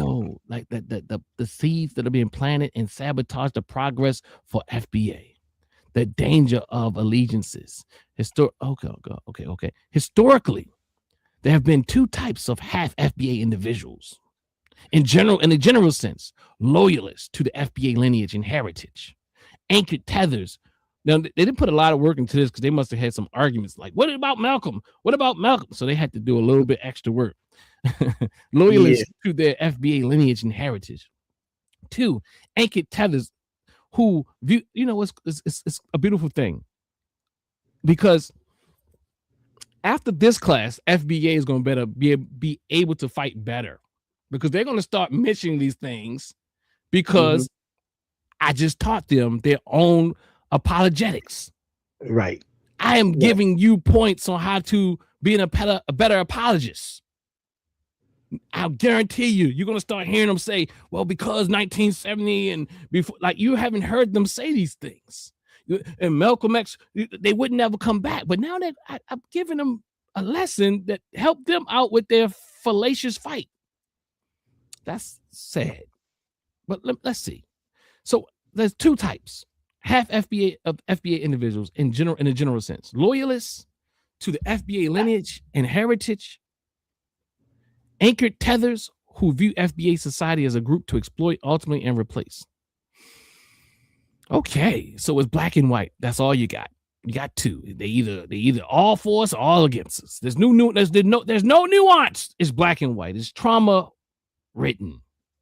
There's nothing in between. There's no nuance here. All or nothing. Them against us. And you trying to tell me it's not there? That's a traumatized ideology. FBA has to currently be skeptical about certain half FBA people. Just listen to that. Like, just to say half FBA is like, wow, it does something for your mind. Like, oh, you're a half breed. Yeah. who want to act as, say it again. No, go ahead. I'm saying, yeah, it does. It's insidious. Yes, it is very insidious. FBA has currently FBA's. Let me not do that. I love y'all. I was going to say look it up, but FBA has to currently be skeptical. See, this is that trauma stuff, and this is what people do in their religions. They say, don't greet them Godspeed. Anyone who does not bring you this doctrine, do not greet them with Godspeed. That's why I put it down lower in the subgroup in the religious categories almost. FBA has to currently be skeptical about certain half FBA people who want to act as spokespersons for FBA collectively. Why do they come back here? If a person has dual allegiances to different ethnic groups and cultures, this is like, you can't be Pan-African. It's difficult to determine if they will look out for the best interests of FBA. You hear that? That right there, you can't have dual or like it has in their mind, black and white dual. Instead of saying I have allegiance to all African people, or my people here in America and my people here in the continent, I have to now forgo one for the other. Yeah, and that's really it's really straight up out of the white man's mind. Like, go ahead. This brother. is how white people this is how white people think. You know, they even this government went through this whole thing about whether or not they were going to issue dual citizenship and who should be allowed to get dual citizenship, because they were saying they're afraid that if they give dual citizenship, people would have, this tug of war on who they're going to be loyal to.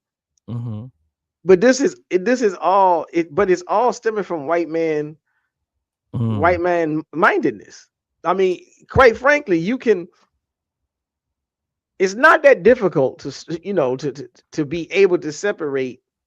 You can sit in two different camps and assist both camps. But the notion that if you are in two different camps, you're going to be an enemy to one, that's paranoia at best. Oh my God. It is. And it's also a trigger. It's a doctrine.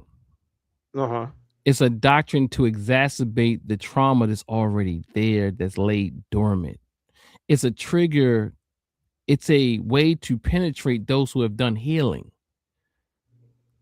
Because there's those of us who do the hard work.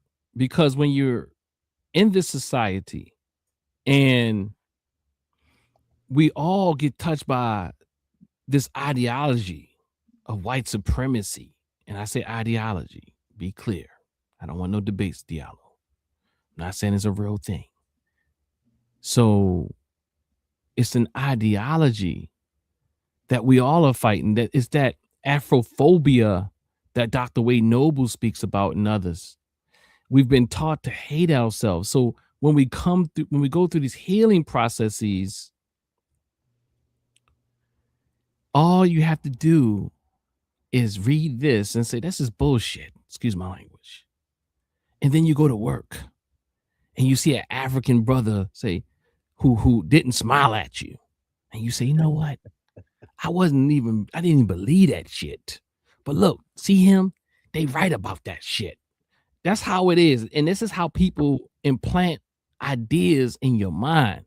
It's kind of like that person, when you've been around a person and you've been listening to, they be like, well, such and such, he's all about himself.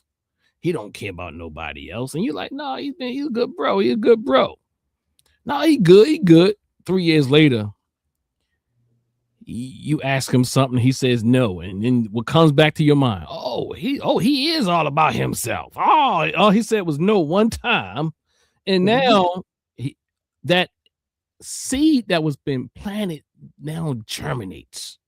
And when you now, with that trauma, you start to look for other evidence to support that madness.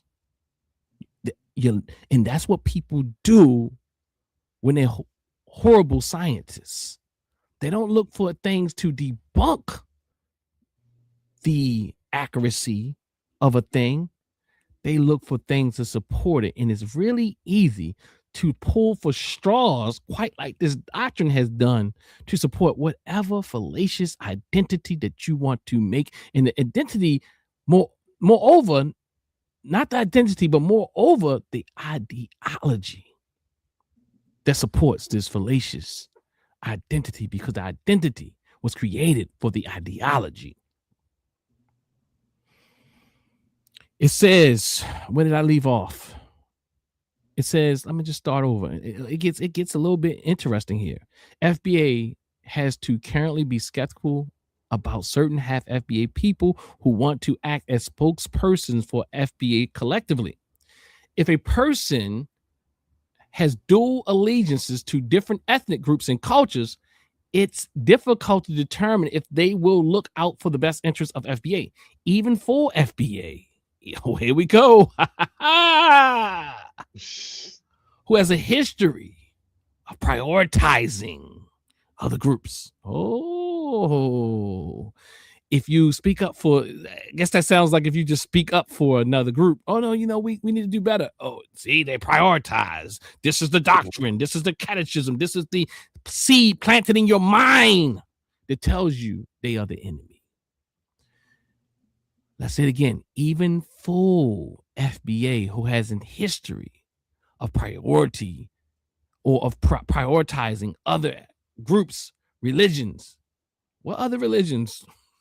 Why is religion in here now? So now religion in here, you're just a lineage? Like you prioritizing other religions? What religion is the FBA religion? What religion is the FBA religion? And sexual intersectionality over the best interest of foundational Black Americans must be viewed with reservations. So they now become the enemy. The words say with reservations, but look, you know what that means. That's planting. Go ahead, brother. No, go ahead. I'm tripping. I'm reading this stuff right along with you. So, and we talked about ain't no ideology. If anybody tells me there's not an ideology after today, I don't know what to do for you. Yeah, like I said, they would be better off saying, yes, it's an ideology and we can defend it. Now, I'm not saying that they'd be able to defend it. But again, keep helping them out, cuz keep helping them out. When you give them a lesson. When you deny clear facts, obvious facts, it's like you got your head up your you know what. It's just like it's clearly an ideology. It's clearly a laid out philosophical overview that is supposed to drive your optics, drive your mind towards thinking in a very specific way. About very specific people, about very specific topics.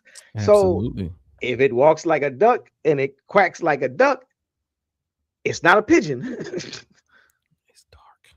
It's even dark when you read it. Like, if you're a healed person, it really like, damn, this is what they put on the website.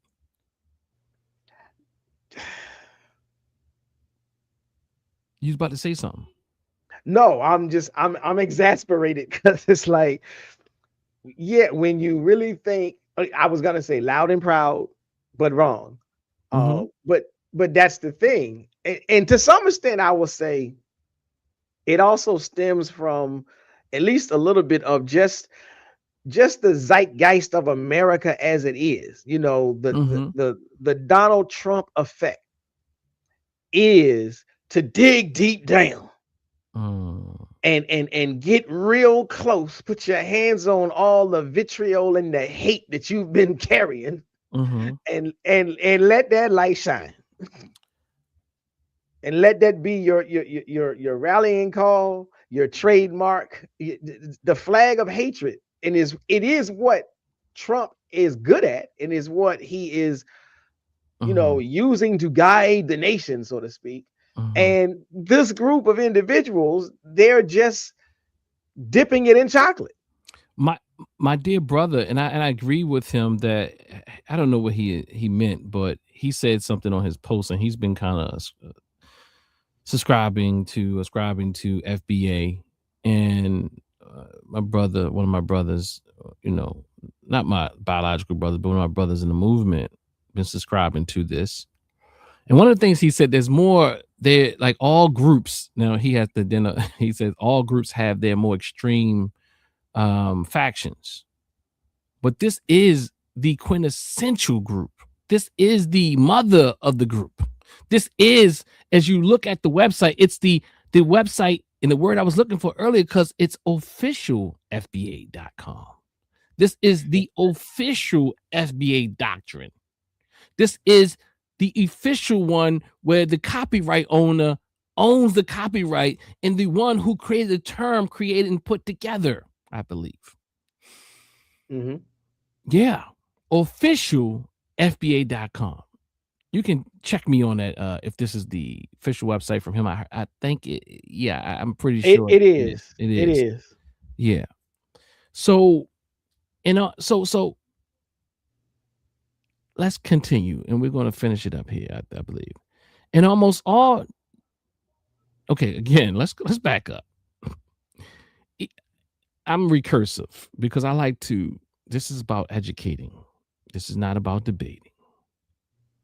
Even full FBA, who has a history of prioritizing other groups, religions, and sexual intersectionality. And God knows, I have a debate with intersectionists, but I can't make them not African American. Exactly. And I'm coming to debate and really speak against that too, because there's some divisiveness there. Over the best interests of foundational Black Americans must be viewed with reservations. Okay. Mm-hmm. Okay, that's a call. That's kind of like Trump said. I didn't say it, but I didn't tell them to go and run into the Capitol, whatever they did down there. Like, I didn't say it, but you incited it. You incited it. And almost all you about to say something? No, go ahead. And almost all Native and Aboriginal societies, when people allow outsiders with dual allegiances, you hear how they pull it on. So even when you go above, when they talk about, well, you can be this, and 1970 got lost in the sauce by now. Mm-hmm. It's like you go to this whole thing. Well, we have flexibility, and go right back and you pour it on. Like, they're all enemies. Like, this is psychological warfare going on here, family. In almost all Native and Aboriginal societies, when people allow outsiders with dual allegiances to hold up. Oh, I'm not reading the same thing over. It's kind of like, see, it's redundant, and it's redundant and recursive to instill it in your brain. Right. And that's why I'm saying I'm a psychosocial therapist. And we have to do some psychosocial cognitive restructuring.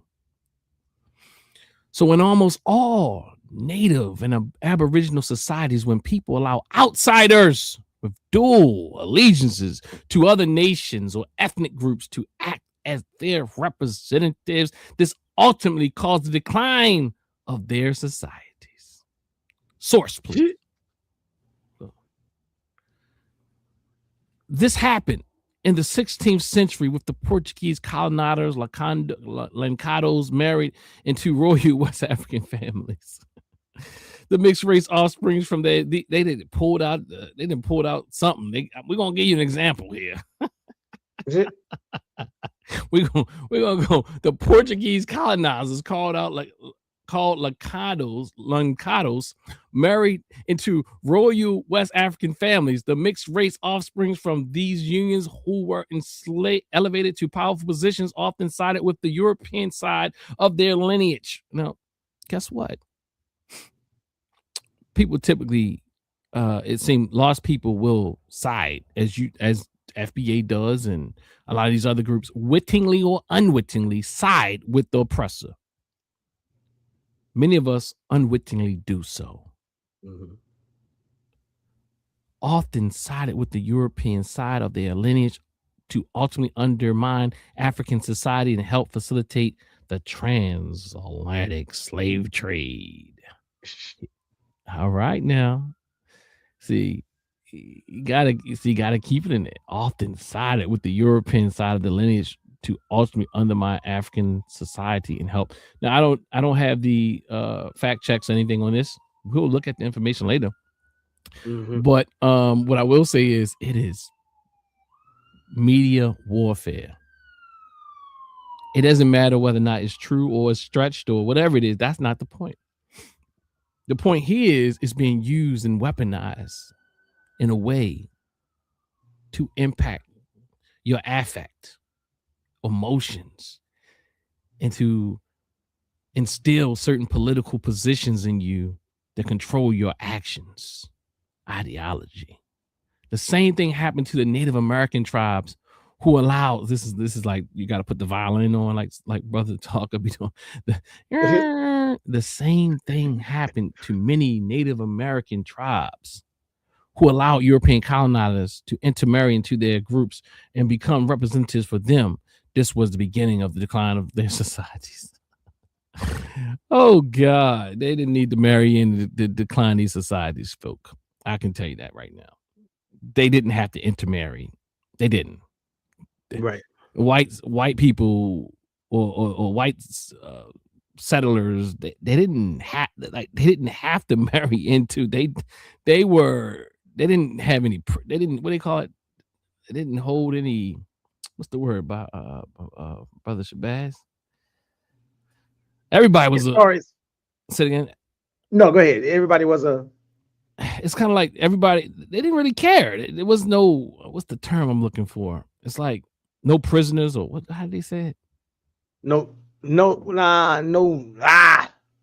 love in war. No, that ain't it.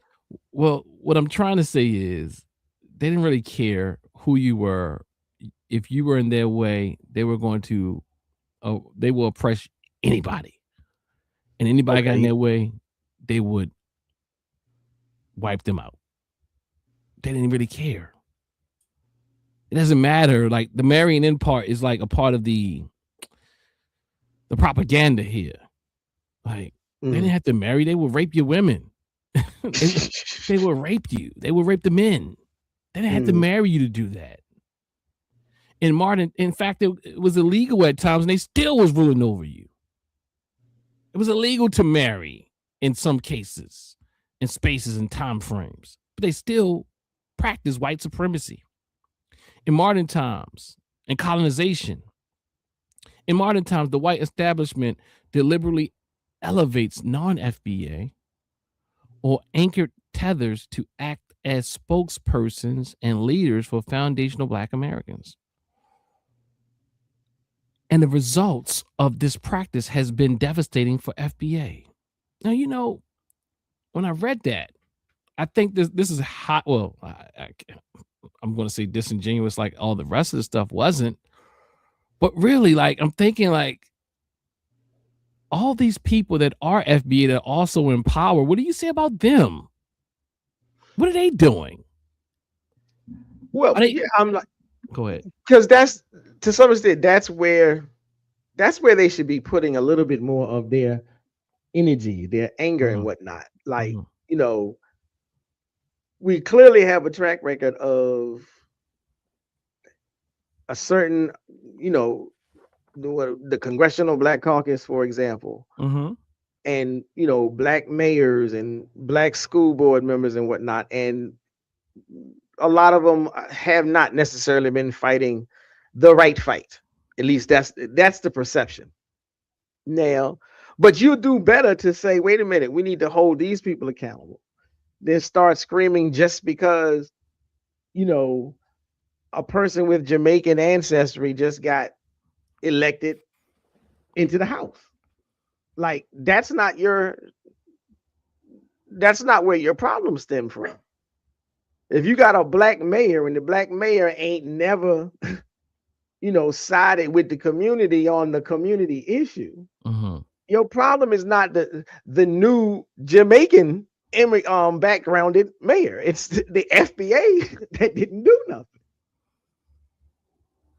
Yeah, what they're utilizing right now, and I heard that their leaderless has jumped on this situation that just took place in Maryland, or was it Maryland or Baltimore? Maryland.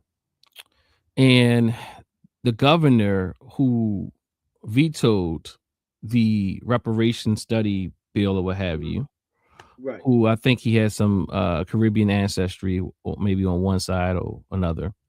Yeah. So in fact, I heard that, now this, you could correct me if I'm wrong, that FBA said they were against the studies themselves and we needed to take action.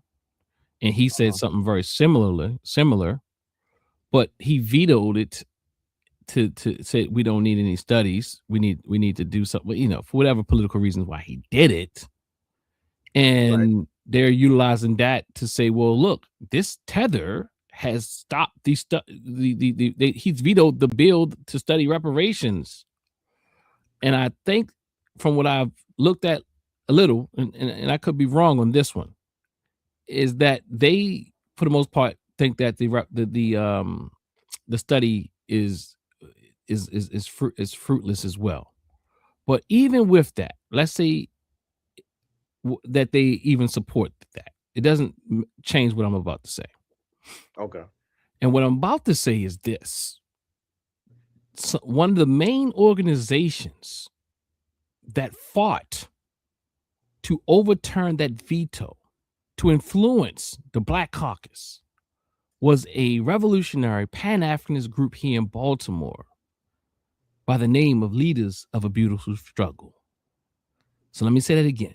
One of the main groups that's doing major things in the reparations was Leaders of a Beautiful Struggle. You would go and see Davon Love on the Karen Hunter show, and he's explaining how it was overturned.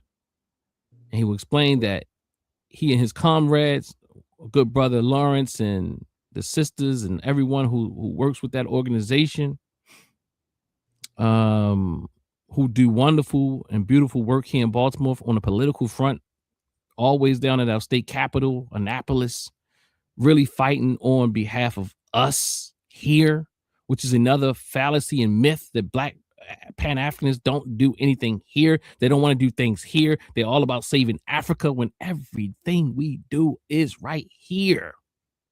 Mm-hmm. Because many of us are saying, if you really were a part of the Pan-Africanist movements, you would hear that people say we're not doing enough over there. Mm-hmm. Most of us do our work right here. Right. And we don't, and this, yeah. So without belaboring that point, I'm going to finish this last sentence here. I think, did I finish it already?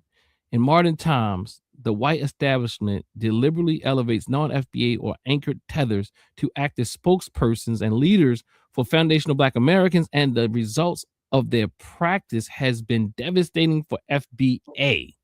They're putting all the blame on them. For this reason, foundational Black Americans should consider other qualified full FBA representatives to act as spokespersons for the collective interests of the ethnic group. That's how we're going to choose people depending on their ethnicity, not on their policy. What does that sound like? Brother Cuz, what you got for me before we go close on out? Well, eventually they're going to get themselves into a trick bag, because again, they're operating under the assumption that a full-fledged FBA is always going to side with them. They already in a trick bag. That's it. Well, I mean, that's what it is. That's the last statement on there. And so I'm like, again, all you got to do is just start mentioning the full-fledged FBAs who've been in office, who take public stances and positions that are absolutely against the quote-unquote Black community, the FBA community. And it's like, well, Okay. I mean, you can say all of this, but okay, again, Clarence Thomas, since I'm no longer allowed to use Candace Owens, I still got Clarence Thomas. And what's the other Dr. Ben Carson? I still got Dr. Ben Carson. It's full-fledged FBAs, unless somebody come back and correct me again. And their stance, their positions, their public commentary, the things they've done in political or legislative worlds are all against whatever the basic idea that an FBA says that the FBA is for. They say they're for the reparations. Hey, I'm for reparations. But we got FBAs that have literally blocked reparations. We've got more FBAs that have blocked it than anything else, aside from white folk. There's been more white people blocking it. Most of the Caribbean or most of the immigrant blacks that are in office have publicly stated and voted for the HR 40 bill.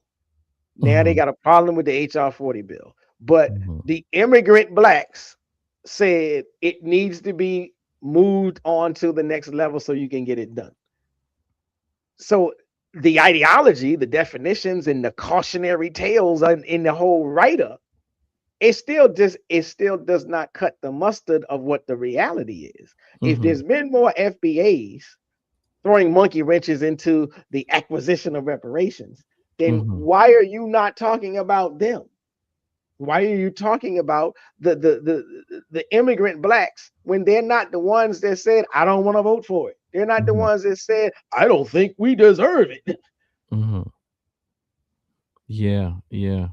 So it's very interesting. So when the way I like to close this out, because I thank you for taking this ride and helping co-facilitate this lesson today. I do want to say I love my brothers and sisters. I'm going to play another dear ancestor and elder who kind of caps off what I'm going to use it as a cap off to a degree. What Dr. Patricia Newton started off, another student of the mind, African Senate, Pan-Africanist, giant, elder, ancestor, and allow you to help me close this out with a certain type of conceptual point. You said that racism is a mental disorder. Yes. I was interviewing a gentleman the other day, and I brought that up in a conversation, and he said, well, racism is not a mental disorder. He said racism is very ordered. He said that whites, Europeans, know exactly what they're doing, that racism is a political and economic convenience. How do you respond to that? Well, I think it depends on who you're talking about. If you talk about I think of systems as having designers, as having advocates, as having players, and as having pawns. This is from game theory, and I borrowed that from Bob Williams, who analyzes systems in that way. Everybody is not a game maker or a game designer. So the game designer might be conscious of creating a racist system, whereas the advocate probably becomes unconscious. They buy into the system that was created by the designer. And so the advocate is a racist in the sense that I'm talking about it, or the dealer, those people who carry out the rules of the master in the system without really knowing why the master created the system or even that a system was created. They just simply inherit a belief system and an action system. And in that sense, they are players in the game, but they are not the game makers. So okay. I make a distinction. Now break that down for the person on the street one time. Right. Go over that again. So there are some people who are puppets. All right. And there are others who are puppeteers. Thank you. Free your mind. I'll try to do a better job. Okay. Free your mind, Rich. So I didn't catch all the pieces, but this is a clip that I always play. And all ideologies have designers. Right. This is an ideology. And there is a primary designer, I would argue, is the one who brought the word forward, the one who has a website and owns the trademark. I would argue that is the one who, I guess, paid somebody or quickly put some stuff on this website, the official FBA.com, I believe it is. Official FBA.com. I would say that they are designers. So I do look at Al-Baba, Dr. Asa G. Hilliard. I think he's speaking in wisdom as a healer. That racism, and you can call FBAism racism, a sub-oppressive version of racism. I'm a social scientist, and what I'm saying, I will write about it because it is a social oppressive. It is a sub-oppressive system of racism. This sub-oppressive system had a designer, and the designer has rallied advocates. These advocates that come to all the videos outside of the bots, because there's bots there as well. You pay for some of them, but then there's others who sign up seemingly willingly, but many times, willingly, because hurt people, I want to hurt somebody else, so let me join the gang. But the advocate might know a little bit more, but don't know as much as the designer, and might be a little confused. But the daggone dealer might not know what's going on at all. The dealer is dealing this mess and putting it out there and saying, "Well, y'all don't understand." And I think that you don't understand. That I understand that you don't understand. And if you think I'm plebiscite babbling, is letting me know that you shouldn't be having the conversation because you don't understand. Right. You don't understand words with more than 2 syllables or maybe 1 syllable. That's not my problem. That's an American racist problem. It undereducated us. There's some good there, perhaps. It's not our language, but there's also some bad because you want to be an advocate for it. You want to be a dealer in it. If you're going to be an advocate and a dealer in it, learn the goddamn language. You're claiming to be American, but you can't speak the language. Stop saying I'm plebiscite babbling because you don't understand higher order reasoning. Because you're an American, a lover of this country. You want the biggest crumbs and the largest piece of fat meat at your avail. And you don't want nobody taking it. You don't want who you call tethers taking it, and those who you have identified as tether adjacent or half FBA. You know what you're doing. I'm not playing games with you. I don't care. I'm not being nice to you because I know you're a fraud. I'm saying I know the designers of these games are frauds. I am conscious that these people are frauds because they switch the name of their movements every 3 years. You can't have new movements every 2 to 3 years. You can't be this person and this person. There's no stability there. And somehow you want me.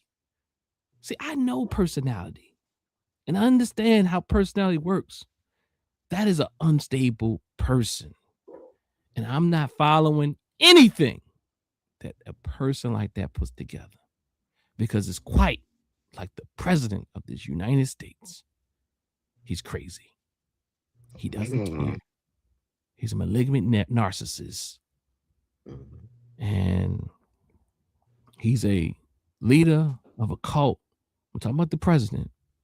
I'm saying FBA is very adjacent to MAGA on a black level. But let me stop because I know there's those who are dealers who mean well. I'm just trying to give you some info to bring you back home to Mother Africa. And that is how we heal. We heal. I'm not saying you have to be African in Africa or African in Nigeria, or I'm not. Look, you don't even have to take the term. But somehow, what I'm asking you to do is get over the hate and the fear and the trauma that you have for your brothers and sisters over there, even if they haven't gotten over theirs, because there's trauma everywhere. It's enough to go around. And there's traumatized African Americans, traumatized Caribbean Americans, traumatized African Nigerian Americans, and all the other ones. They're traumatized people in all of our groups. And I'm going to do a presentation to show you the data set about all of these groups. And guess what? FBA, you should be clear that you are in the big house. I keep saying it. You're on the big stage, America. Look, I know you think that you're just extra special than all the other brothers and sisters. No, you are in the big house. You will get more attention than all the other ones in the field. You're in the big house. And when you're in the big house, there is a certain level of hate because you get to wear the good clothes and put on the monkey suit. And we are in the big house. So you got to give some grace for those who are hating, because you are in the big house on the big stage. But do not misuse the stage. Be the spook that's sat by the door. Stop misusing the stage and taking the power of your oppressor to oppress our other Black African people. Brother Proper, I know you got something. I see it. All I'm going to say is the fear of being African, FBA, comes from more than anything else. It comes from the fear that the crumbs that's supposed to be coming down the pipe from reparations won't go to us if we don't do this delineation, this lineage purity reclassification thing. And I'm just like, look, at the end of the day, all of the legislation is already in place. All of those fears, you're fearing something that can't happen because the legislation is already written in such a way to protect that thing from happening. So you're upset. It's much ado about nothing. If reparations comes, it's coming to the people that are the descendants of the slave plantations in America. That's all there is to it. So you don't have that fear, although it's rooted in you. It's your rallying call, but it's already been taken care of. The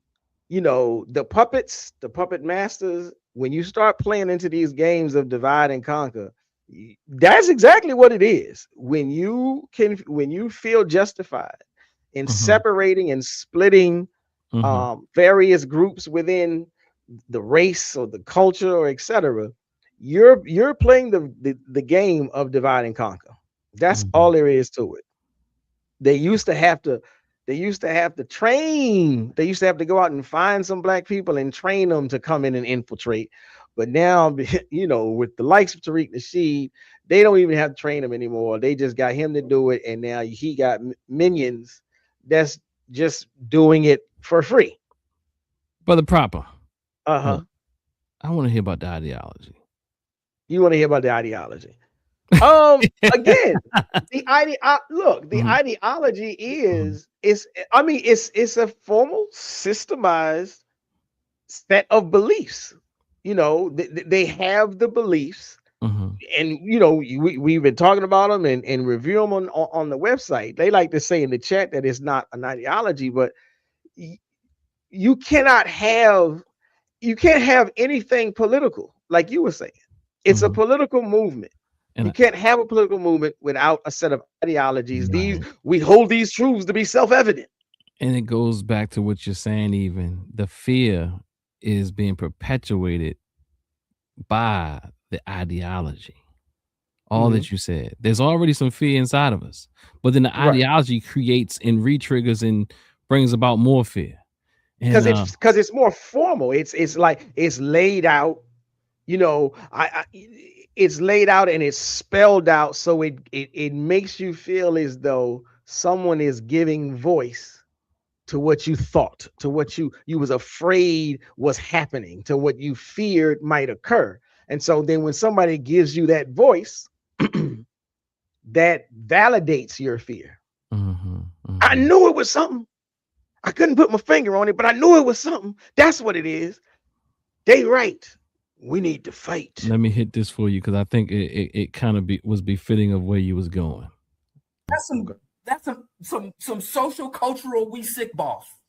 So for them to attack, first of all, no humane, sane person respects the territorial integrity of an empire. Imperial nations deserve no territorial integrity. So you can't be mad about people, quote unquote, illegally immigrating, invading, or trespassing on the territory of an imperialist nation. Now, I don't care if it's the United States, Europe, Australia. But then I always want to go to some elders. I'm going to close out with two elders. Just let them.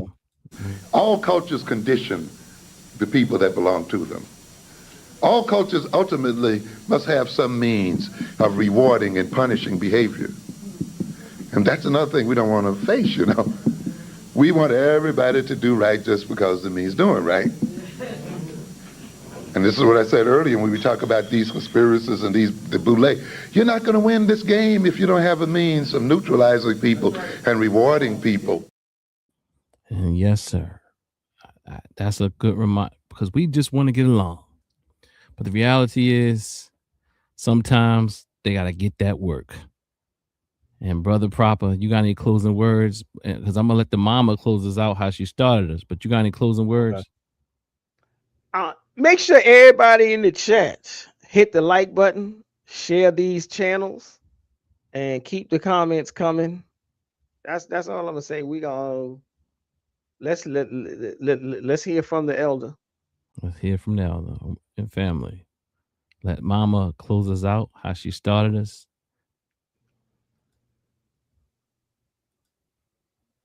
Okay. I think oh, is this it? That's not it. So did I take it off the stage? Physical, psychological, spiritual, and emotional enslavement. And so we have been traumatized, and trauma has an effect upon the mind, the body, and the spirit. And so when they talk about post-traumatic, it's like almost post-traumatic stress disorder. People still have the remnants of being traumatized. And for us, for Africans in the Americas, North and South America, and maybe throughout the entire diaspora, we have been victimized to the degree that many of us want to deny it and abandon it, which is a defense mechanism of post-traumatic slavery stress disorder, in that we oftentimes are unable to manage it. And so when we're unable to manage it, we take the position of putting it somewhere else, denying that it ever happened, and wanting to move on. But you can't move on because the remnants of the victimization have been passed on from generation to generation. We have intergenerational trauma. And so some of the ways that we have learned to cope has been passed on from that time to this time, and will go into some other time, because we've never been without trauma. Part of the problem is that it's not really post for us. It's still present for us. And we're experiencing complex compound trauma, where we're being traumatized up on top of the trauma, up on top of the trauma. Tell us about examples of that trauma that impacts our daily lives. What do we see? Well, the language we use, some of us don't even like to be called African. I don't know how much trauma you can get when you're denying who you really are. When you claim you're African, you're going to get your mind and some back. of us begin and proud. to look at Fighting each and other proud. as though we're the enemy, When you rather claim your than Africanness, you're going to get your mind back. Fighting and proud. Claim your Africanness. Fighting and proud. I'm telling you. When you claim your Africanness, you're going to get your mind back. Fighting and proud. Claim your Africanness. Fighting and proud. I'm telling you. When you claim your Africanness, you're going to get your mind back. Fighting and proud. Claim your Africanness. Fighting and proud. I'm telling you. Become a part of it. Embrace it. Become a part of it. Embrace it. Become a part of it. Embrace it. Become a part of it. Embrace it. When you claim your Africanness, you're going to get your mind back. Fighting and proud. Claim your Africanness. Fighting and proud. I'm telling you. When you claim your Africanness, you're going to get your mind back. Fighting and proud. Claim your Africanness. Fighting and proud. I'm telling you.